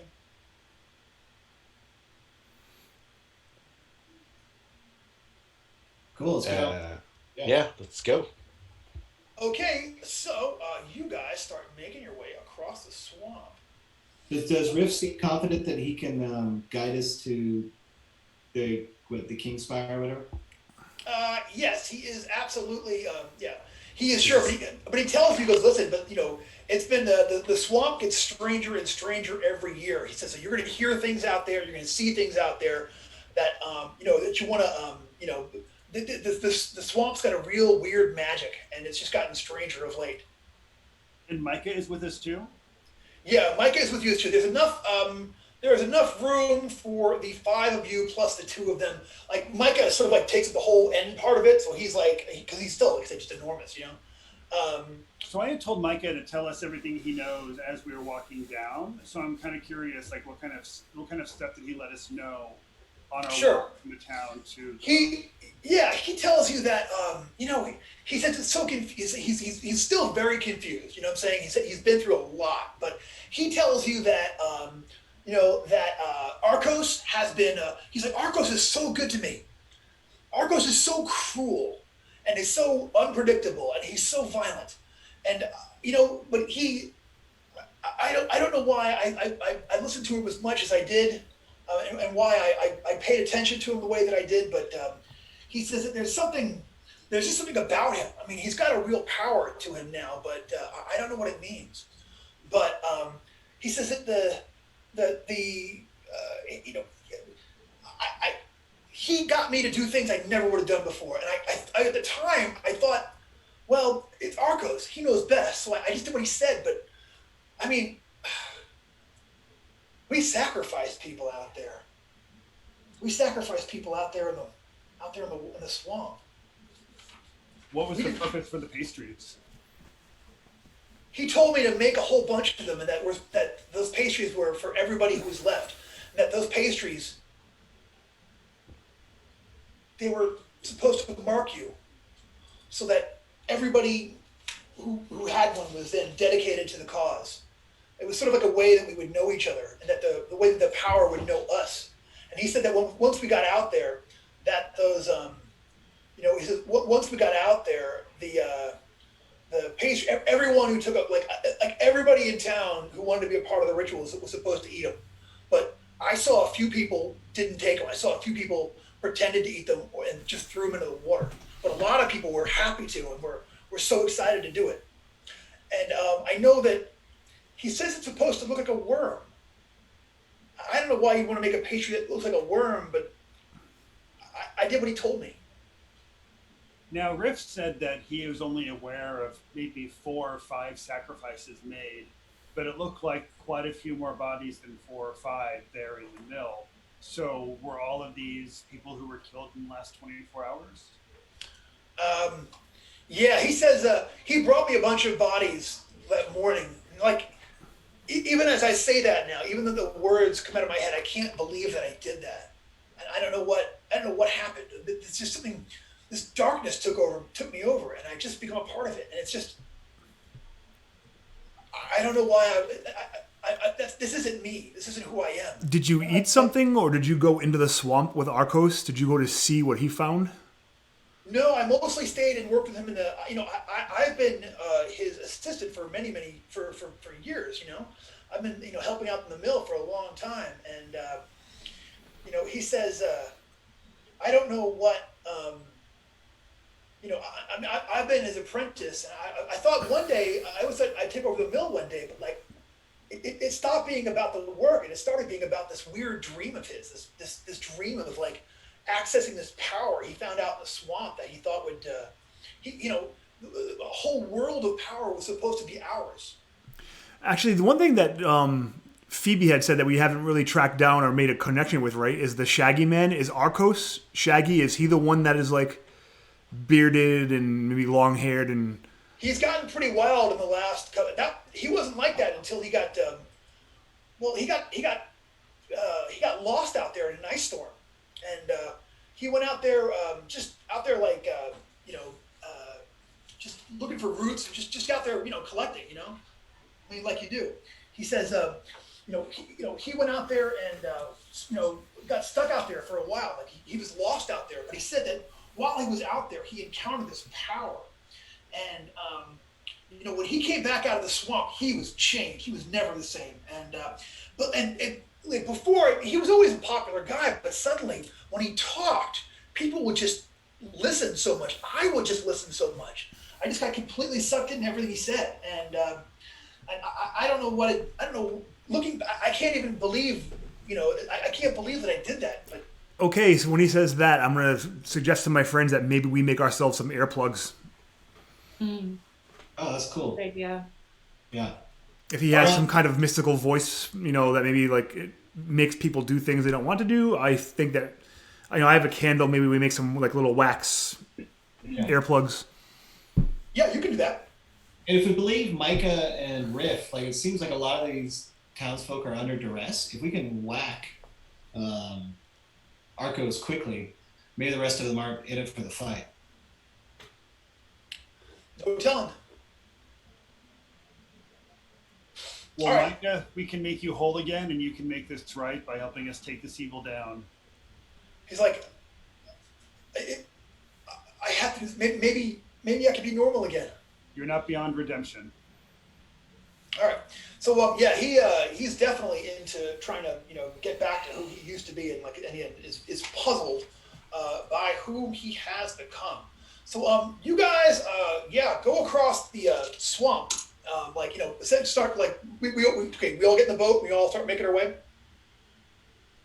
Yeah. Yes. We're also going to make these earplugs, and we're going to start practicing some of our hand signals while we go across this boat. All right. What does this mean, guys? Yeah. All right. So the Riff takes you on a real sort of circuitous route through the water. Okay, like he does not take you in a straight line. He's like, there are places you have to avoid. There are places you don't want to be out here, where there's things that you don't want to see. But even so, as you guys make your way across, there's an eerie feeling over the entire swamp. And at one point, as you guys are making your way out there, you hear this voice out there, and it's going, Forrester. Why? It just calls it out a couple of times, as you're, and then all their names: Ernie, Wiggs, Anatole, Phoebe, Septus. Just say the wax. I got the wax in. Okay, so at this point, you guys put the wax in your ears, and all right. So he takes you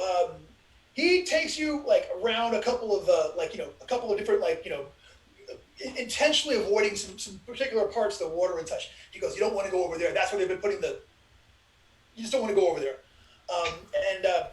Finally, you finally actually get up to the edge of the citadel itself, okay? So you come to a crude platform of wooden planks and thick branches, sitting on top of enormous blocks of cut granite that have been tumbled into the reedy marsh. And above the two stand two twin pillars, the remnants of the collapsed stone arch. And there are several wooden skiffs moored at the docks up here, and you can see tracks, like muddy tracks, leading up out of the water from here. Well, let's dock our boat. And do we want to dock our boat a little bit away and kind of hidden? Yeah, like in the reeds or rushes. Okay, if you, I mean, there's a bunch of boats here, and they all look just like this. You know what I'm saying? Okay, so yeah, just follow the lead. But if all of the villagers are like actually gonna be surprise sacrifices, like you might have somebody come and like sabotage all the boats you can see, so nobody can leave the island. A little Scooby-Doo action. True. No, I see. Yeah, I hear what you're saying. Okay. All right. Do the muddy tracks look like human tracks? Just out of curiosity. Yeah, you see, it looks like human boot prints are all throughout there. And if we pop our wax out for a moment, can we hear anything going on in the mist? Yeah, when you once you get up close to it, you take the wax out from somewhere up ahead. So like you're at the edge of like this the outcropping. So you have to like actually get out here, walk over these rocks, and make your way up there to where the actual the ruined castle is, which is like sort of like up like north and to your west from there. And you hear drums and what sounds like chanting and singing coming from that direction. But like only when you take the wax out.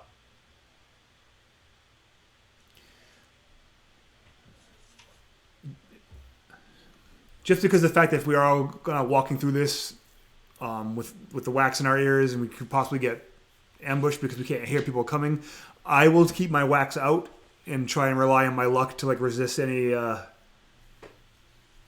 fell magics. Gotcha. All right, so are you guys gonna there's a path that starts at the edge of the ruined steps that seems to be where they go right past those two pillars. As you walk past, you see those pillars have got carvings on them as well.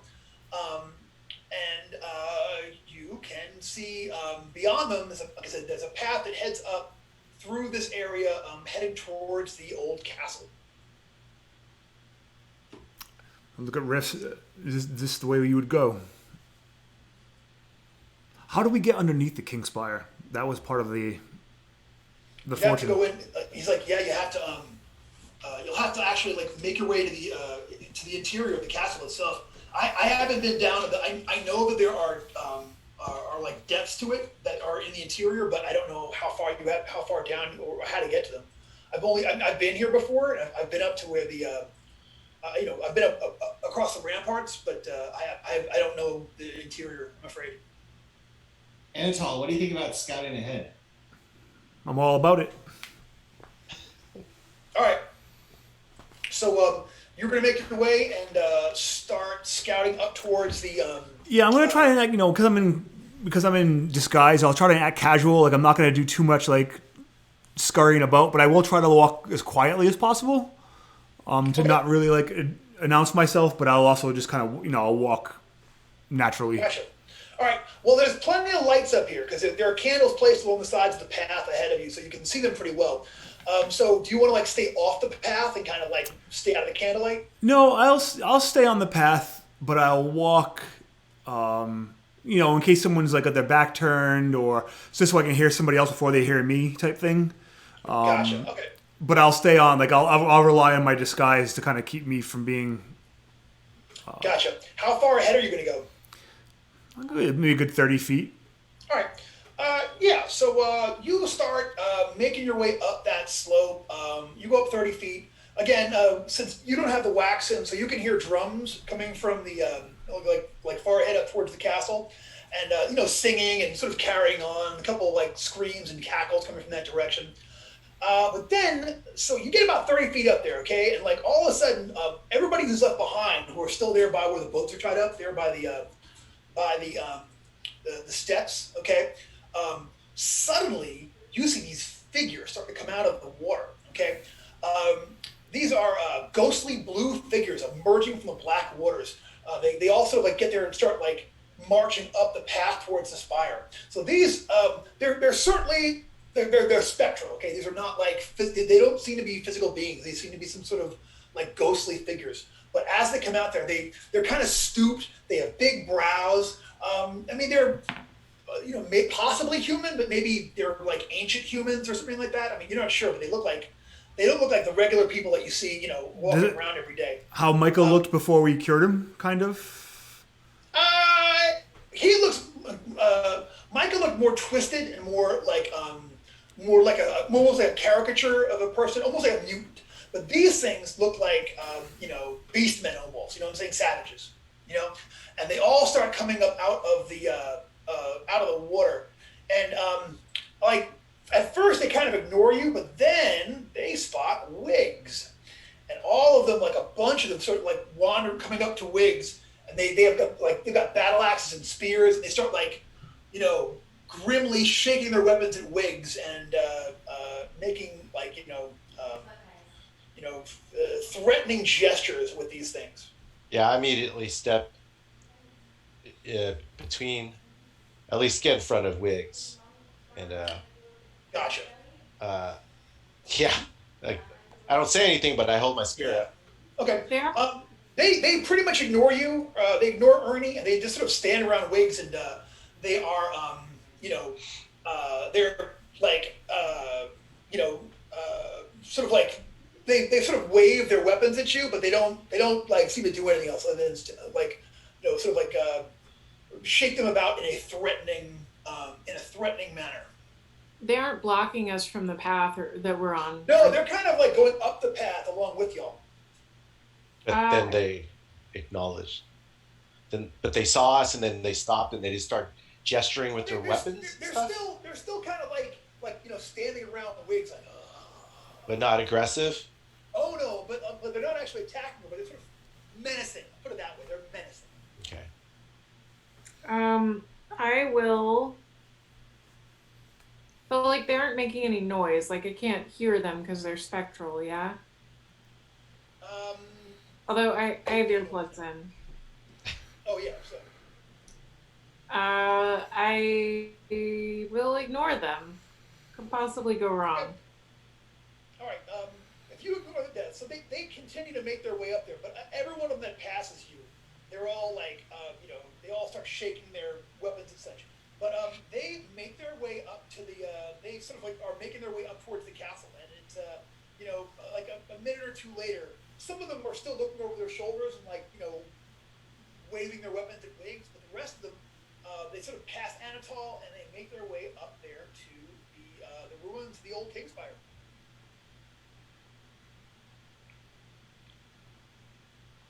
Does any of them stand out? Like a leader? Actually, yeah. You think maybe you could see a commander or two in front of them, or a couple of champions, but they all look about the same. There's not anything, like I said, one of them is the biggest, and one of them's got more furs on them and things. One's got a much bigger battle axe than the rest, but they're not. None of them stand out oh, that one looks like he's I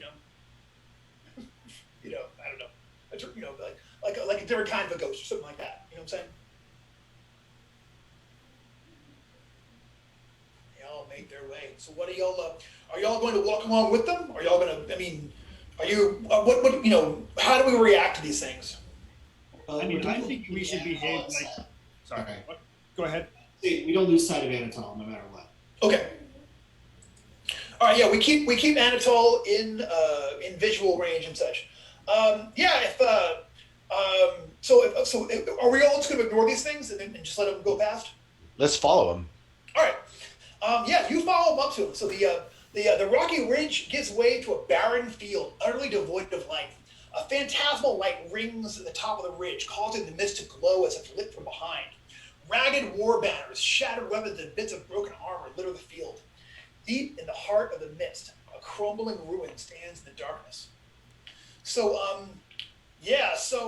once you guys get up there, right now, Anatole is still 30 feet ahead, I'm assuming? Yeah. Yes, as long as I don't see these ghosts because they're kind of behind me, right? Well, no, you can't miss these things. There's 100 okay. ghosts wandering out of the swamp there. You know what I'm saying? All right, so I'm kind of like power walking to keep them. I don't want them to catch up to me. Gotcha. You should probably step aside and let them pass you then. Yeah. Like 100 of them. All right. Well, when they stay. So we're gonna be sort of like back behind them, kind of like shadowing them. Am I getting that right? That's what I'd like to do. All right. That way you could see what they do. Okay. Well, once they get up within getting up within say a bow range of the gatehouse, which is there's a ruined gatehouse up ahead. Okay. That's sort of like it's like the entrance into the ruins of the old Kingspire. And when you guys get up within about 100 feet, okay, suddenly a heavy mist rolls over the entire field. You can't really see much of anything. The mist smells of smoke and burning flesh, and it just comes in, and for a moment everything is completely covered in this mist, and you can't see 5 feet ahead of you. And then as the mist lift, you see there's another ghost army now. So the subhumans that you've been following are up there, but in front of them you see another group ahead of them. Okay, these ones are clearly not humans either, but what they look are almost like they look more elvish to you. Actually, Wiggs, go ahead and give me a wheelhouse check. Give me a D20, add your elf level and your intelligence modifier. You're muted. 16. Okay. You know what? So you have heard they were elves are a super ancient race, okay?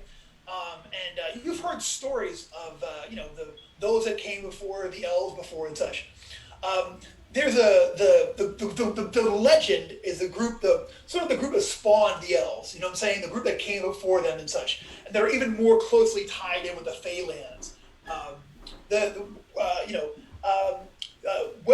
When they are spoken of at all, they are referred to as the Elder Kith, and the creatures that you see, these ghostly creatures that are there, lined up on the ramparts around the gatehouse to meet this other ghost army.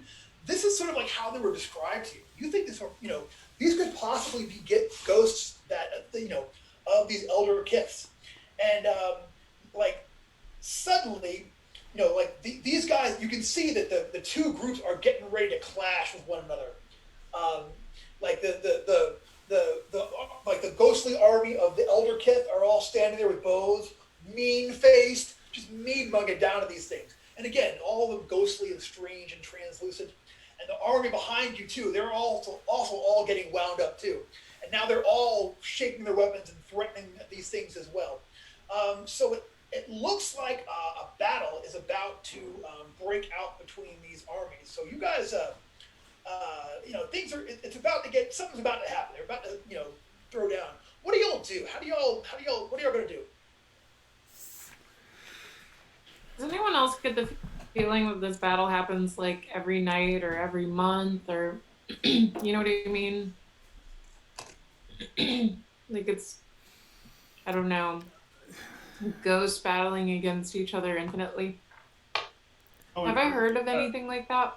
Dak, if you're talking, we can't hear you. Yeah, you're not muted and we can't hear you. Dak, are you? Do Riff or Micah know anything about any of this? Have they been here before? Well, I mean, they're freaked out as hell. They're terrified. They've never encountered anything like this before. They don't know, this is new to them. And they look scared. And from here, the drums, the sound of singing gets louder and louder. So,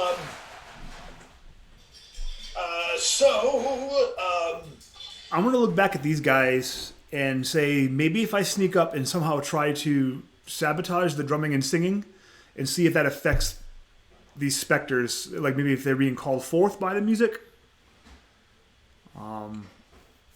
But if I do that, it might be on, so I don't want to do it without you guys giving me like the blessing. No, that's cool. We just need like a signal from you though if it's like go time. Well, and also, are we where Riff thought we needed to go? Like, have we reached because Riff had very specific instructions on what to do. Has he fulfilled those instructions? Is he where he was supposed to be, or is that still further ahead? further ahead. He's supposed to be up there with the rest of the group at this point. He's like, that's the song. We're all supposed to be over there at this point, but so I don't know. I don't know what we should do, but these are ghosts. Maybe we should just run for it. Now I can. Yeah, you're a little low. Quiet. You're low though.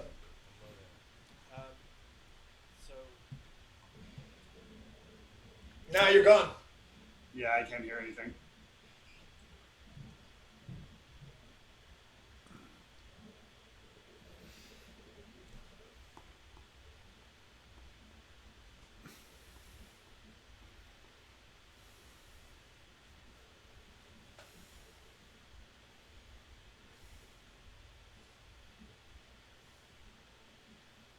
No, yeah, Dak, you're still muted, or you're like not muted, but I can't hear you.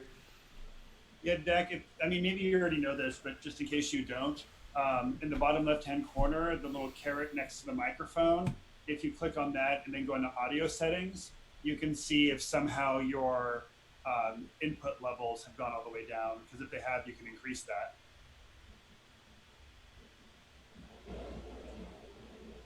Yeah, let's get this settled real quick and see if we can. How about now? Yeah. Hey, well done, dude. Well done.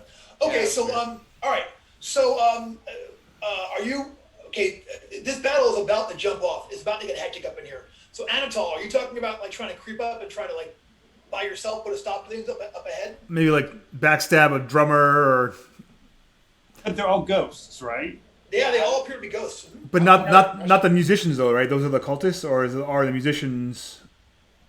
As they get closer, are they? You still hear them off in the distance. There's right. a lot up, they're making a lot of noise, but they're not like very nearby. You're gonna have to like creep up and find out where these people are still. And the ghosts, as they're moving, do we see like the trees around them moving as they move through them? Yeah, you know what? Yeah, they are able to affect the world. Like you see that they're like definitely like sort of because there's like you see that there's like broken bits of armor. This whole battlefield is pockmarked. There's like holes and ridges every place. You know what I'm saying? Like it looks like a war took place here at one point. There's all kinds of broken flags and bits of armor and things. But yeah, as they're walking past, and you see like at one point you see like a shield sticking up into the ground, and like one of these the ghosts, the ghost Neanderthals, let's call them, because who knows, like actually steps on one of those shields and like slams it down right in front of you guys and starts making her way up. And up ahead of you, you see that the elder kit, if that's what they actually are also up there with their bows and arrows, getting ready to point down at them. So it's my gut to say that we just GTFO and get to where all the rest of the villagers are. Anatol was thinking we should go mess with the drummers. Does it sound like the drummers are drumming where all the rest of the villagers are? You can't. I mean, it seems to be all the noise seems to be coming from up ahead, but you're not sure where it is coming from. Yeah. It's still a ways off. Do you guys see any benefit to being engaged in this battle? Because I can't. I'm under the impression that this plays out whatever special night tonight is, that this plays out regularly, and the ceremony has something to do with this battle being played out, probably. Yeah, so we probably don't want to interfere with it. Yeah, I think it's cool to just that's cool, but we gotta focus on the mission. So yeah, okay, because those drums probably have something to do with it. I mean, we could also ask Phoebe if she wants to ask Shul if interfering with this battle would be beneficial, or. Yeah, this might be a good moment to use that second sight.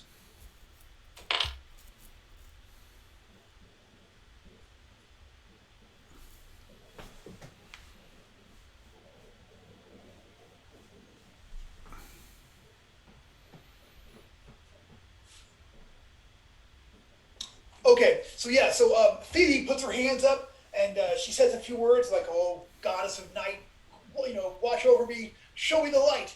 And she's like, says, "We don't want to be here. We need to get through this group. We have to get out of here. We're all going to die here if we don't go. Go."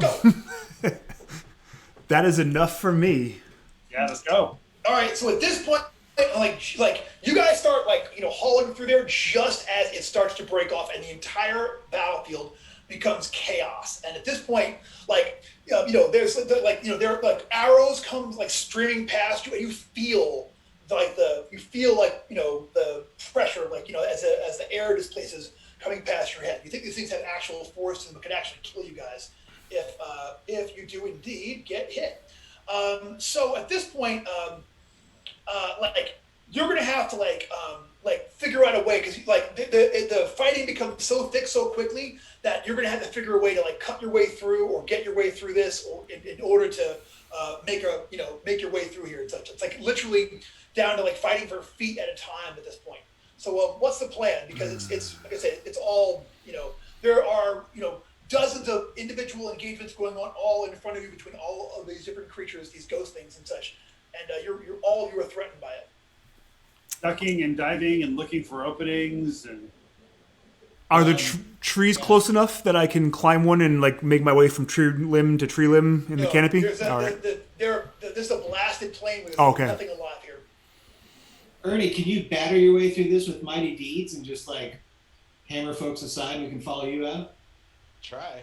So there's no clear path through this. We have to go get caught up in the battle. But yeah, I got my shield and all right, you want to try to spearhead a route. Yeah, you know what? By yourself, it's going to be really hard. But with, I'm going to push Micah up to the front. Micah's big. Micah, now's your chance. Redeem yourself. Okay. Yeah.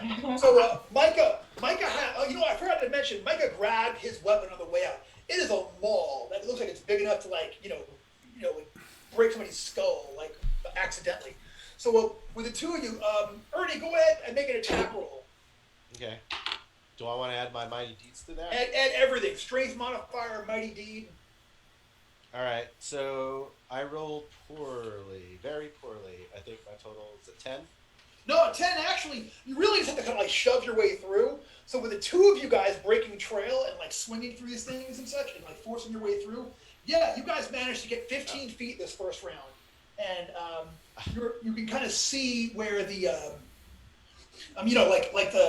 there's from here you push through enough where you can see that there's a stairway that will lead into the actual ruins of the Kingspire, and it looks like that stairway sort of marks the farthest that there's any of these ghost army conflicts going on. So if you can get your way to that stairway, you think you're a few more moves away from doing there and such. Give me another roll to try to go another 15 feet. All right. 8, even worse. You know what? No, sorry, 10. Okay. The two of you are able to do it, but here's what happens. Okay, you guys go another 15 feet. Okay, and but suddenly, you hear this. You guys look up, and coming down out of the sky, you see you guys see a dragon with one of these kith things on top of it. The dragon actually comes, it's pointing at you, it actually comes down at y'all, and it's actually going to try to get Ernie and Micah. Dragon's going to try to grab you up, Ernie. What is your armor class? Oh, hell no. Suck it. Come on, give us an initiative roll, man. 16. 16? Yeah, that's what you see. You are missed. Ooh, but I get a critical on what's his name? Micah. Micah. No, yeah. Poor Micah. So this thing grabs Micah and lifts him up. Ah! Can I get a free whack as he flies away? Yeah, you can take a swing at this thing while it goes away. What's your deed? Should I? I'm gonna try to go for the claw that grabbed Micah. Okay, so I'll say if you give me a disarmy kind of thing. Yeah, if you get a 3 on that, you can do a strength versus strength roll versus my dragon in order to try to get it out of his hand. But if you get a 4, I'll say you do it in such a way that he'll automatically drop him, although he'll still get to do his damage. So Ernie. No, got a 2 on the deed, but I got a dirty 22 for the attack. Is that 2 on the deed? Is that your final answer? 2 on the deed? Oh wait, yeah. Sorry, I forget. You can burn luck for that stuff here. I'm going to go ahead and burn 2 luck. All right. Yeah, so you're gonna burn 2 luck. Then Oh wait, Ernie, what is that? Ernie, what does that take you down to? 11. 11. Let me keep it. I'm gonna spend a point to give you 2. Oh, okay. Take it. okay, so he does a hell of damage to him. To Micah takes a chunk of damage, but is still up. Micah seems tough. I mean, he literally, this dragon just grabbed him, picked him up, and did like a hell of damage to him and such. But Ernie goes ahead and swats this thing before it actually flies off with him. But you see the things that are like it comes down, grabs him, Ernie hits it, and then it keeps flying and takes off over the battlefield. We got to push through. We're 3 moves away from getting to the edge there. So Phoebe's like, what do I do? Help me! Run! Follow me! Oh, turn. Turn! Oh, yeah. All right. So she actually pushes out to the forefront this round, and she says, in the name of Shul, be gone ye all!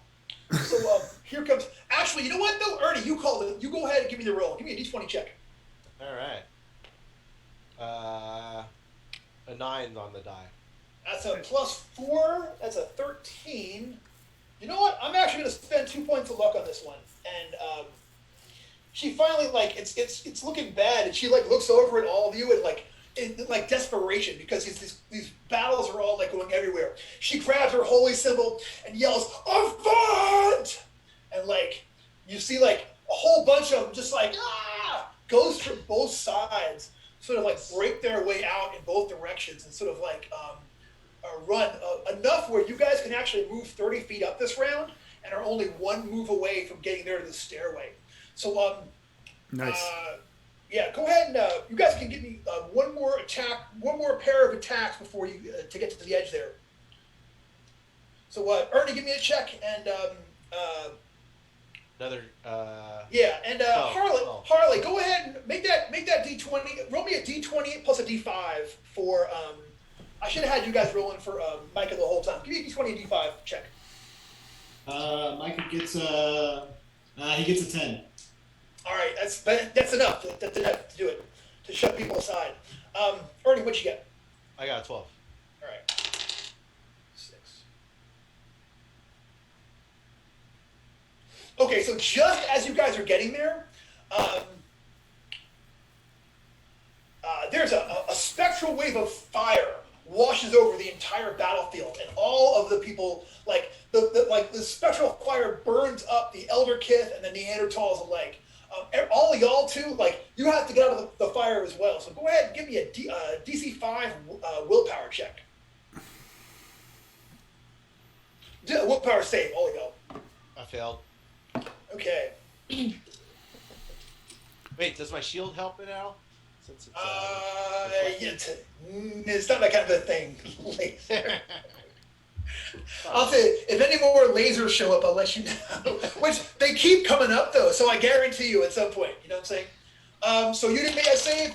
You were going to take 9 points of damage from that. Okay. Anybody else not make it? Septus makes it. Septus makes it, you're good. Anatol, Wiggs, Forrester. All right, so yeah, this blast of fire comes, but while it wipes out the last few that are in your way, but it also catches Ernie there. Ernie, this ghost fire rips through you. Wah! But you're able after that you're able to actually make it up to the gatehouse. You stumble up the blood-soaked steps and into the ruined gatehouse. All is compared to the mad melee you're in, all is silent. And now, you look back to where those armies are fighting, and it's just nothing, still as the grave. The gatehouse stands in ruins. Falling blocks and rotting timbers litter the floor, and a pair of mighty iron-bound portals that once might have held back an army now hang loosely from their hinges. And somewhere, after the noise of the ghost war dies down, we just lost Carmen. Yeah, Carmen said in the chat earlier that her internet was kind of going in and out. Okay. So this must have been an official out. All right, let me fix. Okay. Well, get ready for musical players. Da, da, da, da. Now, the are the drums that we heard earlier still Yeah, beating? you still hear the music coming from far off. So from where you are now,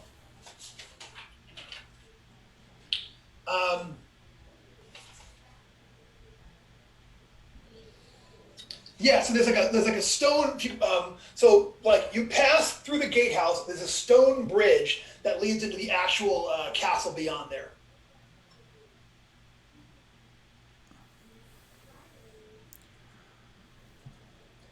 I'll ask Riff. Did you know where you're supposed to go from here? He points up. Yeah, we have to go into the main citadel, but you know what? He's like, but there's archers waiting on the inside, left and right. Well, they weren't going to shoot at the town's guard, were they? No, but keep your heads down, because I mean, you got the tabards and everything, but I'll say something. I'll say something. Yay, Carmen's back. Yay, Carmen's back. All right, so you guys go across the bridge. Yeah. Um, Well, we actually, Yeah. we're gonna kind of pose like we're official, right? yeah, that's the move. Yeah. Yeah, so there's a narrow stone bridge spanning the gap between the gatehouse and the citadel. Leering, horned gargoyles look down from the walls of the ruined citadel, and you can spy holes along the edge of the bridge that once supported wooden railings. Gray mist swirl below in the darkness. Any fall from this height would surely be fatal. All right, so when you guys walk into the next, like, so Riff says, let me go first. Hey, welcome back, Carmen. Thank you. Riff, like, out ahead. So there's a short hallway littered with fallen blocks and overgrown with weeds. It runs no more than 5 paces before coming to an enormous portal banded in rusty iron. The portal stands partially open, and from beyond you can hear fevered voices raise an unholy prayer and song. You hear those drums beating. And when you get in there, Riff says, "It's okay. It's all of us. You know, we're entering through. Do not fire, you idiots. We're here, and we're here to celebrate the power that shall be ours." And you hear the people like, "Yeah!" like from both sides, left and right. And he's like, "Come on, go!" You kind of like hustle through this area real quick before any arrows go off there and such. And when you get to the far side, he like looks over at you and he's like, we did it. So when you guys get to the end, here is what you see. So you pass through that little section there and into the courtyard. Okay, so here is what you see. The ruined courtyard is overgrown with weeds and even a stunted trio of trees. Thick moss has overgrown the surrounding walls as if the swamp was trying to draw the citadel back down into its brackish waters. The courtyard is littered with rubble, but you can spy a mob of ragged and muddy villagers dancing, chanting, and howling in the night. They carry flaming brands that send sparks drifting into the misty sky, and farming tools, pitchforks and cleavers, transformed into cruel implements of slaughter. At the far end of the courtyard, obscured by the swamp mist and smoke from the flaming brands, you can make out a high balcony. Lights glimmer and flicker inside the crumbling ruin as the wild dancers reach a fevered pitch. So you see all of these cultists are like dancing around in there. There's, more than 2 dozen of them are dancing around there in the interior. And they're all like, they've got fire. They're like, they're dancing. They kind of like, as you guys come in, they kind of like look at you and they're like, like trying to get you guys like hyped up and into it. You know what I'm saying? Who has the lowest luck of the group right now? Definitely not me. I'm sorry, who is it? Lowest luck. I have 14. Ooh. Septus is 8. 8 for Septus. Anybody lower than 8 luck? All right, Septus. Harley, go ahead and give me a luck check for Septus there. 7! Yeah. Okay, so they are all excited and they're inviting you to join in their revels, and they're apparently so excited that they don't see that there's a bunch of strangers dressed in these taverns. That somehow they don't recognize that you're the 60 people that they've noted that they've lived within 300 yards of their entire lives. I don't know. It's a party. So Yeah, but yeah. So yeah, you guys you know, they're in there, they're dancing and they're raising hell. And when you guys get there, at some you know, like with all, you know, they're all dancing, they're waving their torches around, and then then suddenly a ragged, wild-haired man appears in the balcony above the courtyard. I make eye contact with Phoebe, and I'm like, Phoebe, she's kind of holding her tabard up over her holy symbol and everything, and looking over the top of it. You see a pair of silent priests dressed in black robes, bearing a chalice and a large earthenware jug flank the man. The wild-haired man raises his arms to the crowd, and the dancers go quiet. He says, "Ages past, when the world was young and the race of man was little more than tribal bands." He intones, his deep voice filling the courtyard. Ooh, I should do a deeper voice. "The Kingspire shined like a jewel in the wilderness. But our ancestors, with savage cruelty and bloody fist, laid low the Kingspire and its rulers, destroying what would have been our legacy. The rulers of this mighty citadel fled beyond the veil of day and night, like unto immortals. We were meant to sit with them and raise cups of ruby wine in their eternal court of twilight, as kith and kin." Big cheer. He fills the chalice from the earthen jug and drinks deeply, spilling down his beard and staining his robes crimson. "Join me, brothers and sisters. Let your chants echo through the ages as we call back the masters of Kingspire. You are the holy ones, chosen to feed his hunger and thereby secure your place beside his mealy throne. Give your lives for him now, so that he might cleanse the world and raise your fists in triumph. For long hath he slept, and great is his hunger." And then the wild-haired man raises the earthenware jug over his head and casts it out over the courtyard, throws it right amongst the dancers. It crashes down amongst the revelers, who immediately break into a riot, fighting for drops of foul potion. Laughing maniacally, the priests withdraw into the citadel. So the cultists all fall down around the liquid. And as this is happening, the ground shakes, rumbling shakes and goes on. And moments later, the ground underfoot begins to roll and shift as thousands of worms squirm their way up from the ground. And the cultists are all hurling themselves into onto this. They all hurl themselves onto the ground there, and you see they're literally grabbing these worms and putting them on themselves, and the worms are eating them all alive. And these people are just shrieking. Not all of them though. Some of them are getting help. Some of these people, you see, some cultists are like, no way, and some of these guys are grabbing them and throwing them onto the worm heap, along with everybody else. So what do y'all do? Can I? What? Did the shaggy-haired dude already leave the room? Yeah, they said their thing. He threw their jug down, and then they dipped. They have gone back, headed away from the balcony. So from where you are, how do we access that area? There are two stairways that are leading. Let me double check this.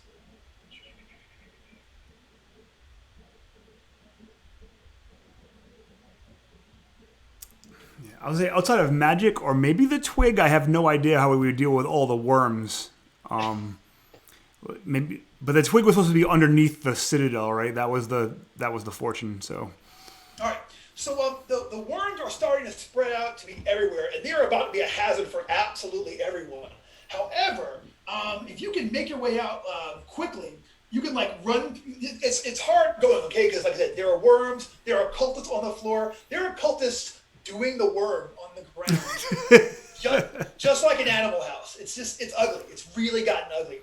But you can see along to the left side of that tower, there's a stairway that leads out of there, or there's a hallway that leads off to the left out of here. And you could dash down into that hallway into the citadel itself. But right now, whatever you got to do it quickly because these worms are spreading out. occultists are everywhere, and they're all starting to they're falling into it, and pretty soon either someone's going to drag you and throw you into it, or they're just going to catch up with you and you're going to fall into it yourselves. Stairwell. I say I look to where the path of least resistance is, and say maybe I start kind of heading that way, and maybe this is where we go. All right. Yeah. So if you want to run up to the stairwell around to the is it a stairwell or a door? I guess it's actually a door. There's a couple of steps up to this door that are there. That's over there. If you guys want to start making your way to, start heading your way over to it, everyone go ahead and give me a DC 10 reflex save.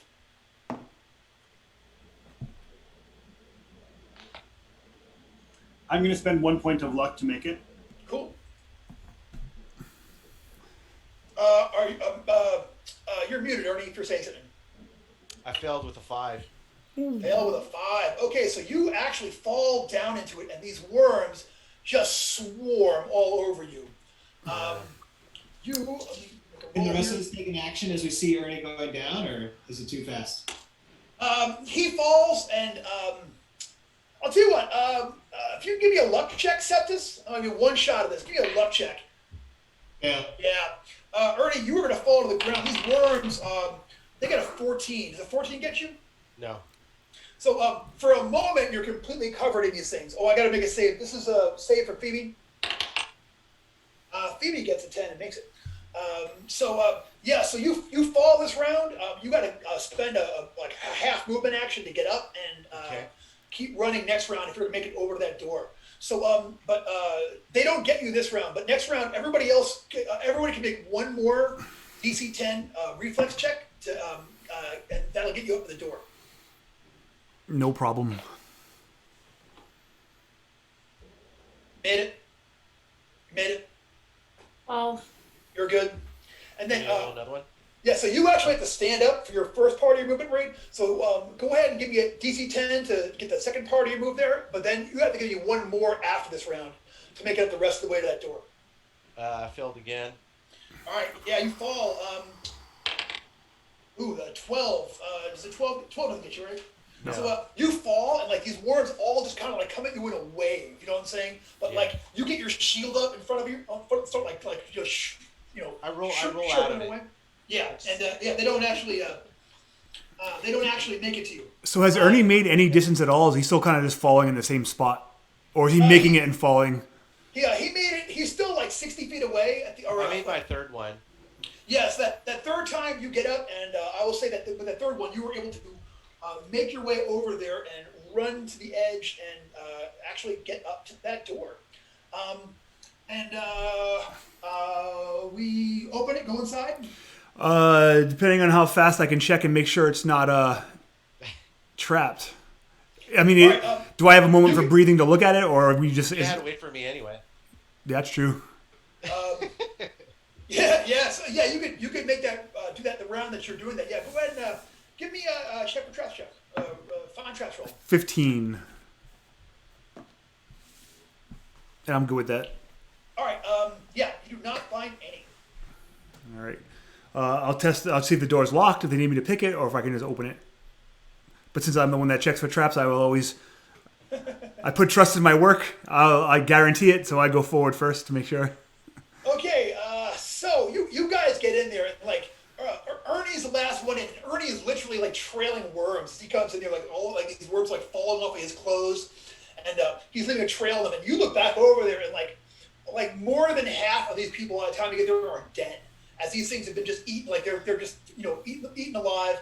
Some people are grabbing other cultists, and some people are clearly not. A few folks run. A few just run out of there. Some of them don't make it. They fall. They get eaten by worms as well. You guys make it inside this room. This is a once majestic hall now standing in ruins.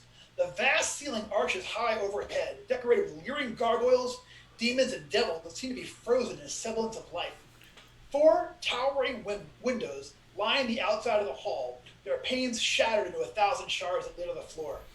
Something or someone has laid the shards out in the shape of a dragon.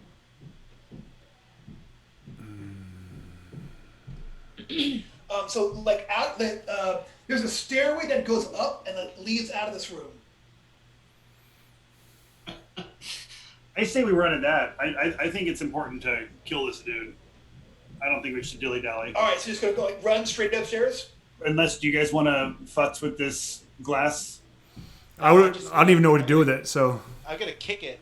I'm gonna like shuffle my feet through its head of the head shape of the glass while we're running. Because Right. but I am gonna like drag my feet and like kind of like mess up that little mosaic they just made. Yeah, man. So yeah, for a moment the glass all kind of rises up, and you think that it's the glass dragon is coming to life and it's gonna like just lacerate you to death, and then it just falls. Just for a moment there, you thought, oh, maybe. But you make your way up to the top up there, and here is what you see. Here at the top, so you run up there the stairs, and this is what you see. This actually comes out of the balcony. So the stairs rise up to a wide balcony that overlooks the courtyard below. And again, screams, hollering, laughing, worms chewing on things. You completely hear the courtyard overrun.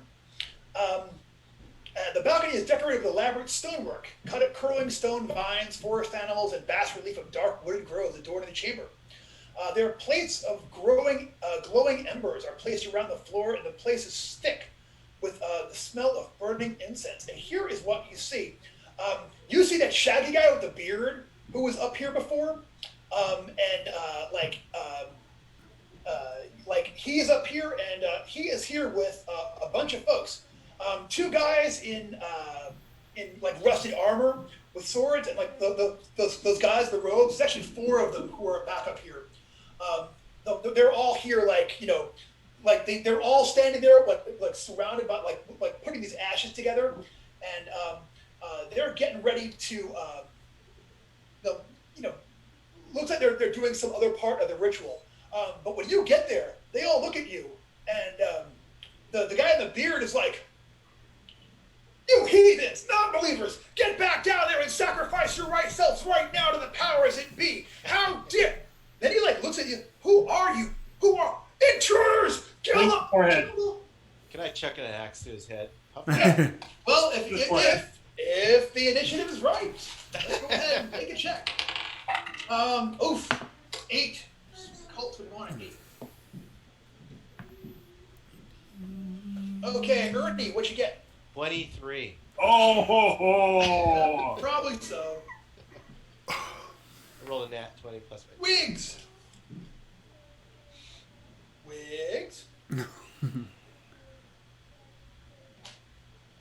Carmen, can you hear me? 12. 12. You're fading in and out. I think it's on my end though. Like my connection is. Sorry. Okay. If you have to chat, we're officially in a time crunch here. But let's see if we can knock this out. Septus. 4. 4. Oof. Boo. Forrester. 15. And last but not least, Anatol. 18.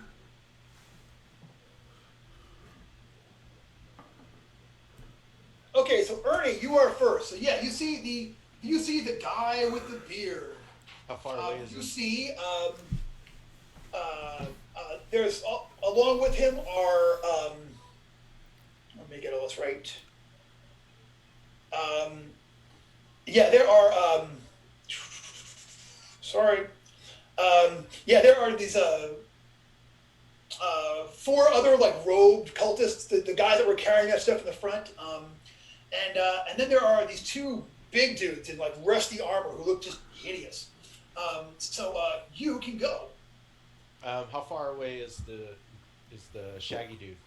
Shaggy dude is going to be right in the middle of this spot there. He is going to be the stairs. I'm going to say he is like 20 feet away. Oh, easy. I'm gonna chuck one of my lucky hand axes at him. Lucky hand axe. At the shaggy I'm dude. just gonna go for. Is he armed with anything? He has got a mace, but he's not. It's like on his belt. He's not. Holding this round.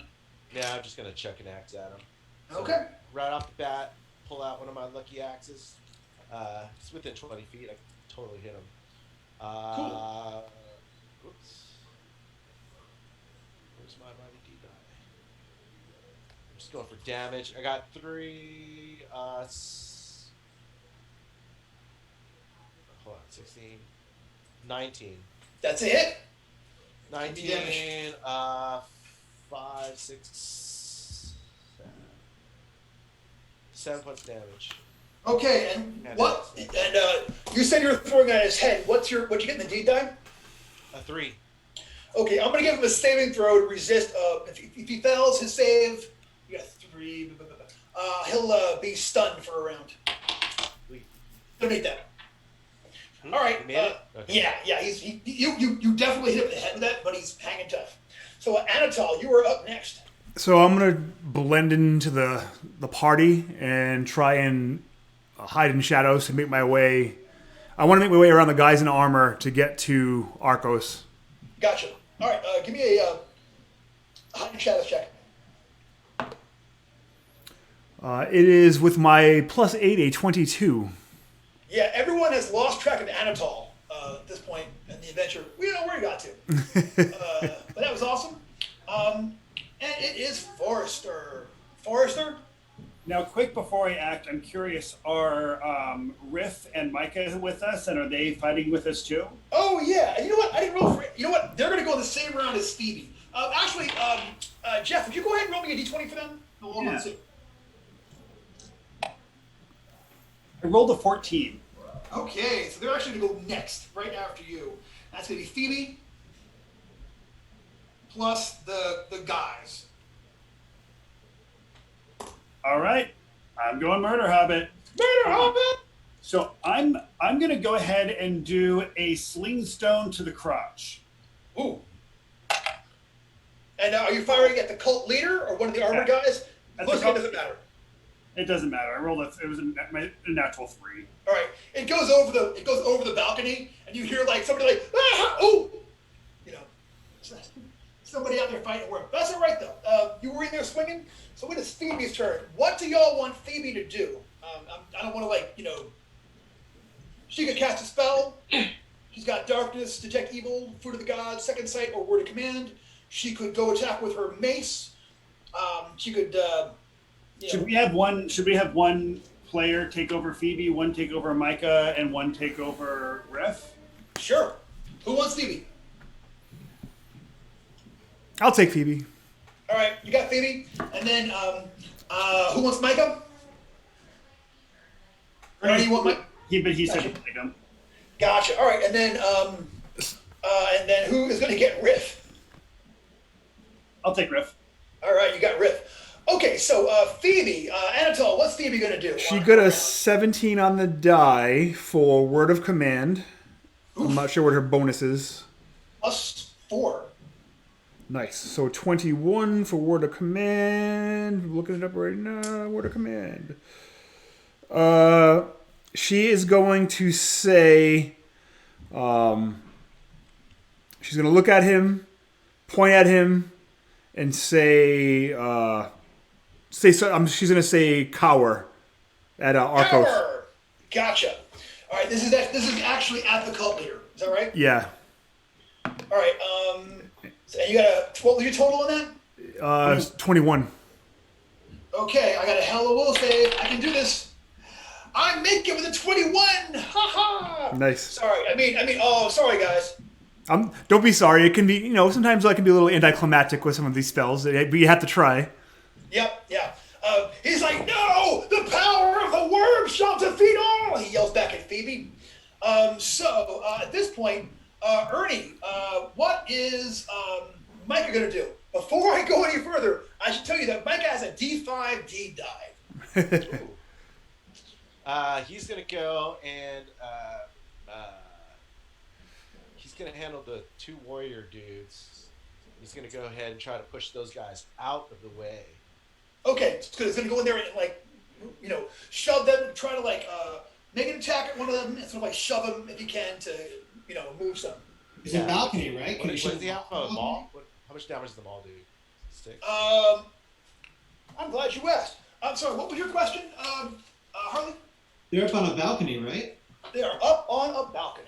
Yep. It'd be a shame if they fell off. Yeah, we're all up on this balcony, right? Yeah. So his maul.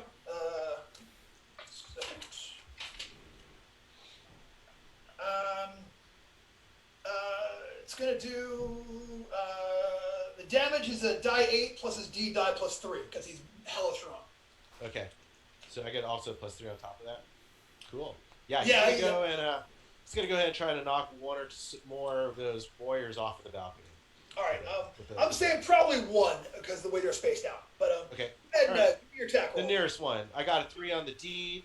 It's a huge roll. It's I guess not that much.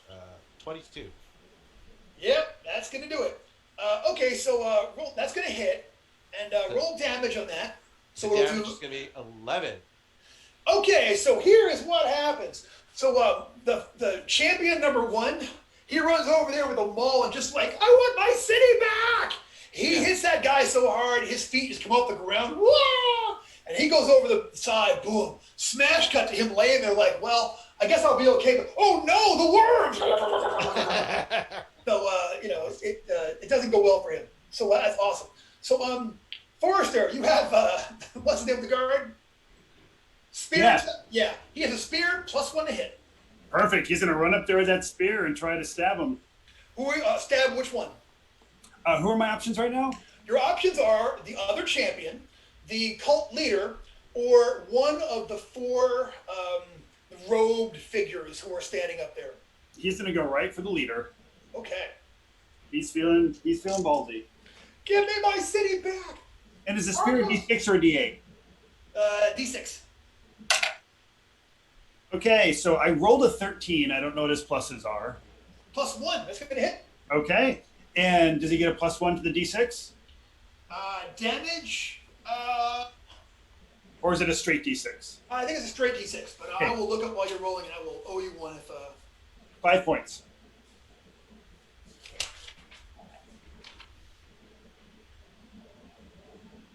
Yep. Sure. Oh, you know what? Though I take it back. It's a die 8. My bad. Give me that roll again. 7 points. So he really puts the bricks to Arcos. Like he's alive, but like he stabs him right in the belly, yelling about, "I can't believe I trusted you!" Ah! And like he just shrieks. Ah! He has this big old gash in his side there. He is looking just weary. So it is their. Nope, I take it back. It's Wig's turn before anything else happens. Wig, let him have it. Okay. Magic missile. Yeah.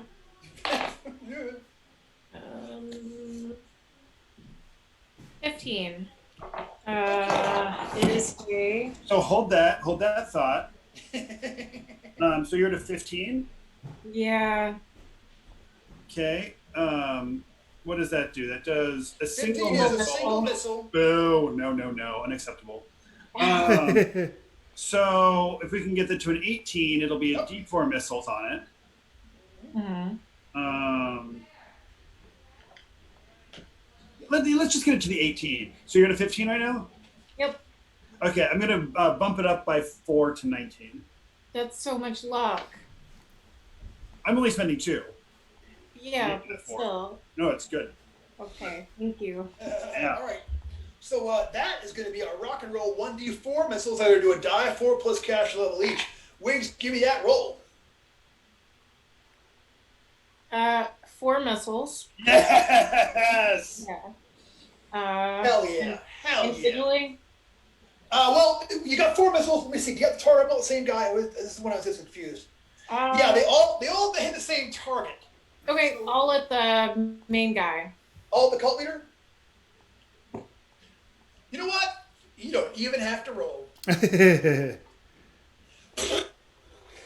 He just gets blown to crap. He was literally getting ready to cast a spell like, the powers of missiles, and like you can see like his head just vaporizes and such. The whole ground shakes at this point. Like everything quakes for a moment, and like every one of you has this weird, like nauseous feeling that sort of passes over you back and forth, where you all feel a little confused. Yes. So his head is vaporized, so I can't throw it down the stairs like Falsa Dune. At the end of Snowman. You know what? You can throw the chin part with the beard is still one attack, so you can throw his chin down there with the. Doing it. You know. All right. On your next round. So it is their turn. So I'll tell you what. They have just seen a whole lot of violence happen at one point. But these are cult fanatics, so I am going to let them make a. Although, what is a cult fanatic without their leader?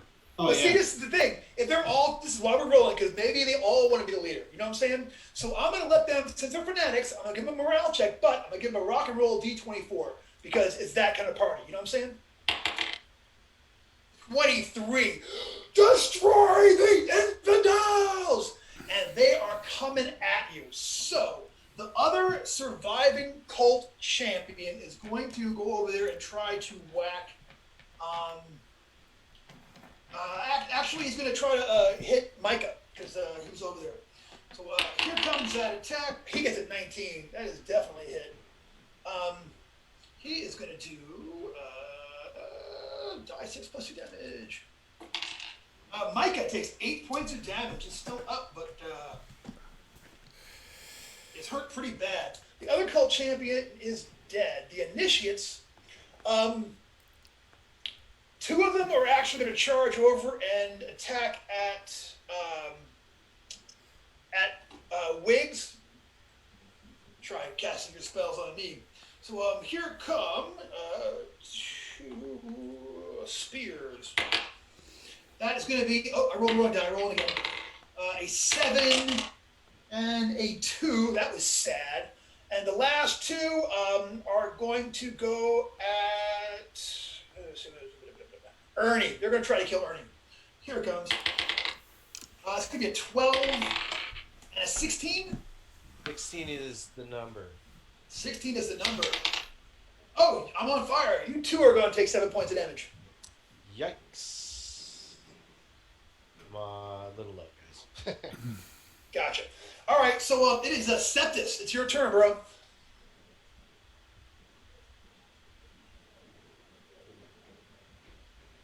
If you're talking, you're muted, so we can't hear you. Thank you. I said lots of really important stuff there. Did you All right, lower score than 7 years ago.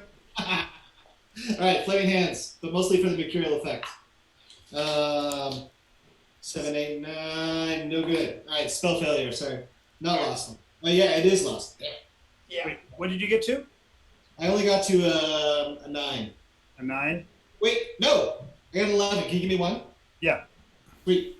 All right, single blast for 1d3 points of damage. That's fine. So we're gonna blast. Got 4 the guys in robes or the other champion. They're the I'm ones gonna that blast the champion for 3. Okay, second champion gets hit for 3. He's still up. But however, far more importantly, I have 4 mirror images. Oh, nice. Gotcha. That's awesome. All right, that's cool. It's the top of the order. Ernie, your turn, bro. You're muted. I'm going to go ahead and go toe-to-toe with that champion. Stick a spear in him. All right, get him. Damage. Nothing Just doing fancy. damage. Just want to stick a spear in him. All right, well, you're looking for a rock and roll 15. Not even close. Wait, 12. I got, 12 spear. Yeah, he's going to... Can't do it. Gotcha. All right, he spins around with his short sword and blocks that on the way in. Go ahead and do, what's his name, too? Do Micah. Oh, Micah? Okay, so... D5, D done. Yeah, I just had my D5. What did I do with it? Oh, come here. What the heck? Oh, Where'd my D5 go? Oh. Oh, there it is. All Guys. right, Micah, coming in with Kingspire. Hey, baby. Hello, public. Hello, say hello to everybody. So Say little. Right, Mike is gonna go, and he's just gonna go for damage too. With his maul on the champion. Mhm. I got a. Said +3. He gets a +3. He gets his D die and +3 hit. Yeah. Yeah, so that would be a total of 13. 13 is gonna miss. Yeah. He's bobbing and weaving.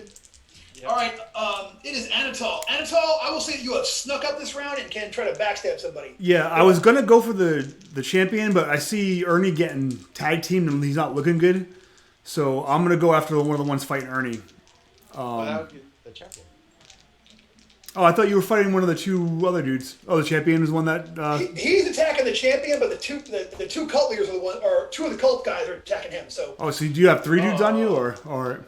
Yeah, right now there's 3. Well, it's kind of like there's 3 of them that are fighting Ernie and Micah. All right.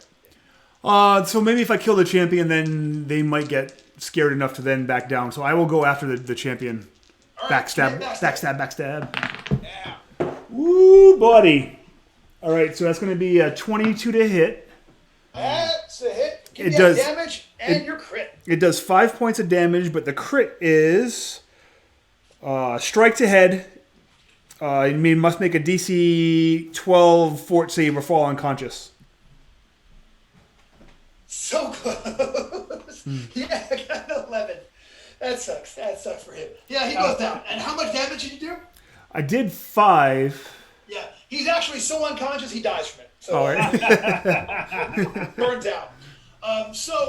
It is Forrester. All right, so Forrester is going to go ahead and get on Murder Hobbity and run on over to Wiggs and attack one axe on the first one attacking Wiggs and the second axe on the second one attacking Wiggs. Outstanding. I want to see you do it. Okay, I've got a 14 and an 11.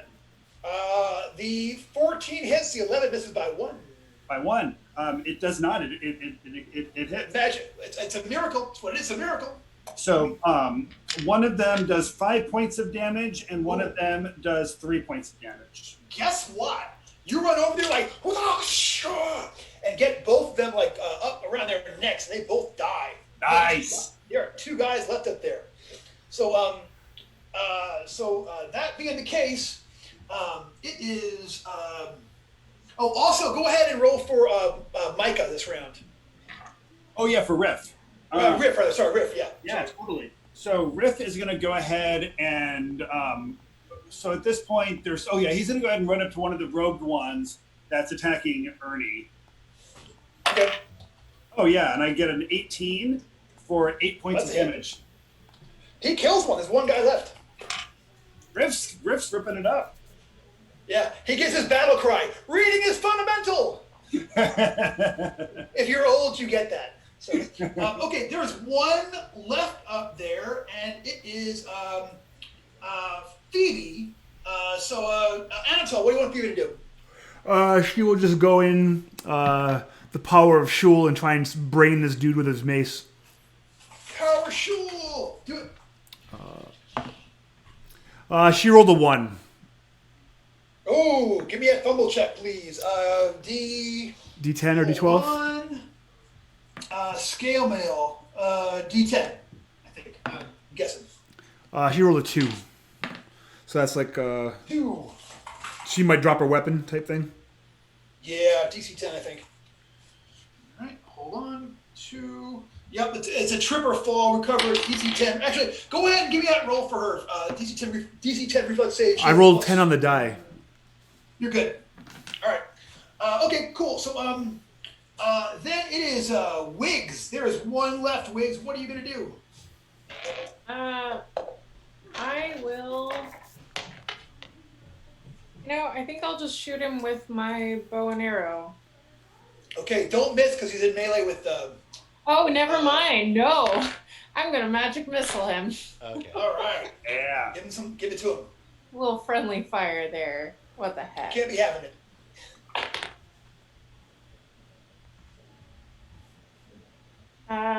19. Yep. So 1 die 4 missiles. Yeah. It's 2 missiles. 6 points of damage and 3 points of damage. Okay, so the last cultist, he's getting ready to try one more time, one more big shot, and then missiles hit him, and he falls down expired. So, guys, it is actually the precise hour of 9 o'clock right now. So we're technically hey, that's it. But so we're gonna go ahead. This is the perfect stopping place. So we'll go ahead and stop here with these cultists destroyed. We'll see what happens next time. Hey. Huge thanks to Harley Stroh for showing up and being in our gang today. Thank you so much, and thank you everybody for the cast and crew. Thank you all for tuning in to Blades Against Bandwidth. We couldn't be more excited to have you. Thank you very much. If you have not already done so, please sign up for Bride of Cyclops Con. Sign up to run, sign up to play. I'll be there. We'll all be there. It's going to be a riot, kids. Sailors in the Starless Sea team tournament. Team Tourney, baby. Team Tourney. So thank you all so much, and we'll see you all next time on Blades Against Bandwidth. Thank you.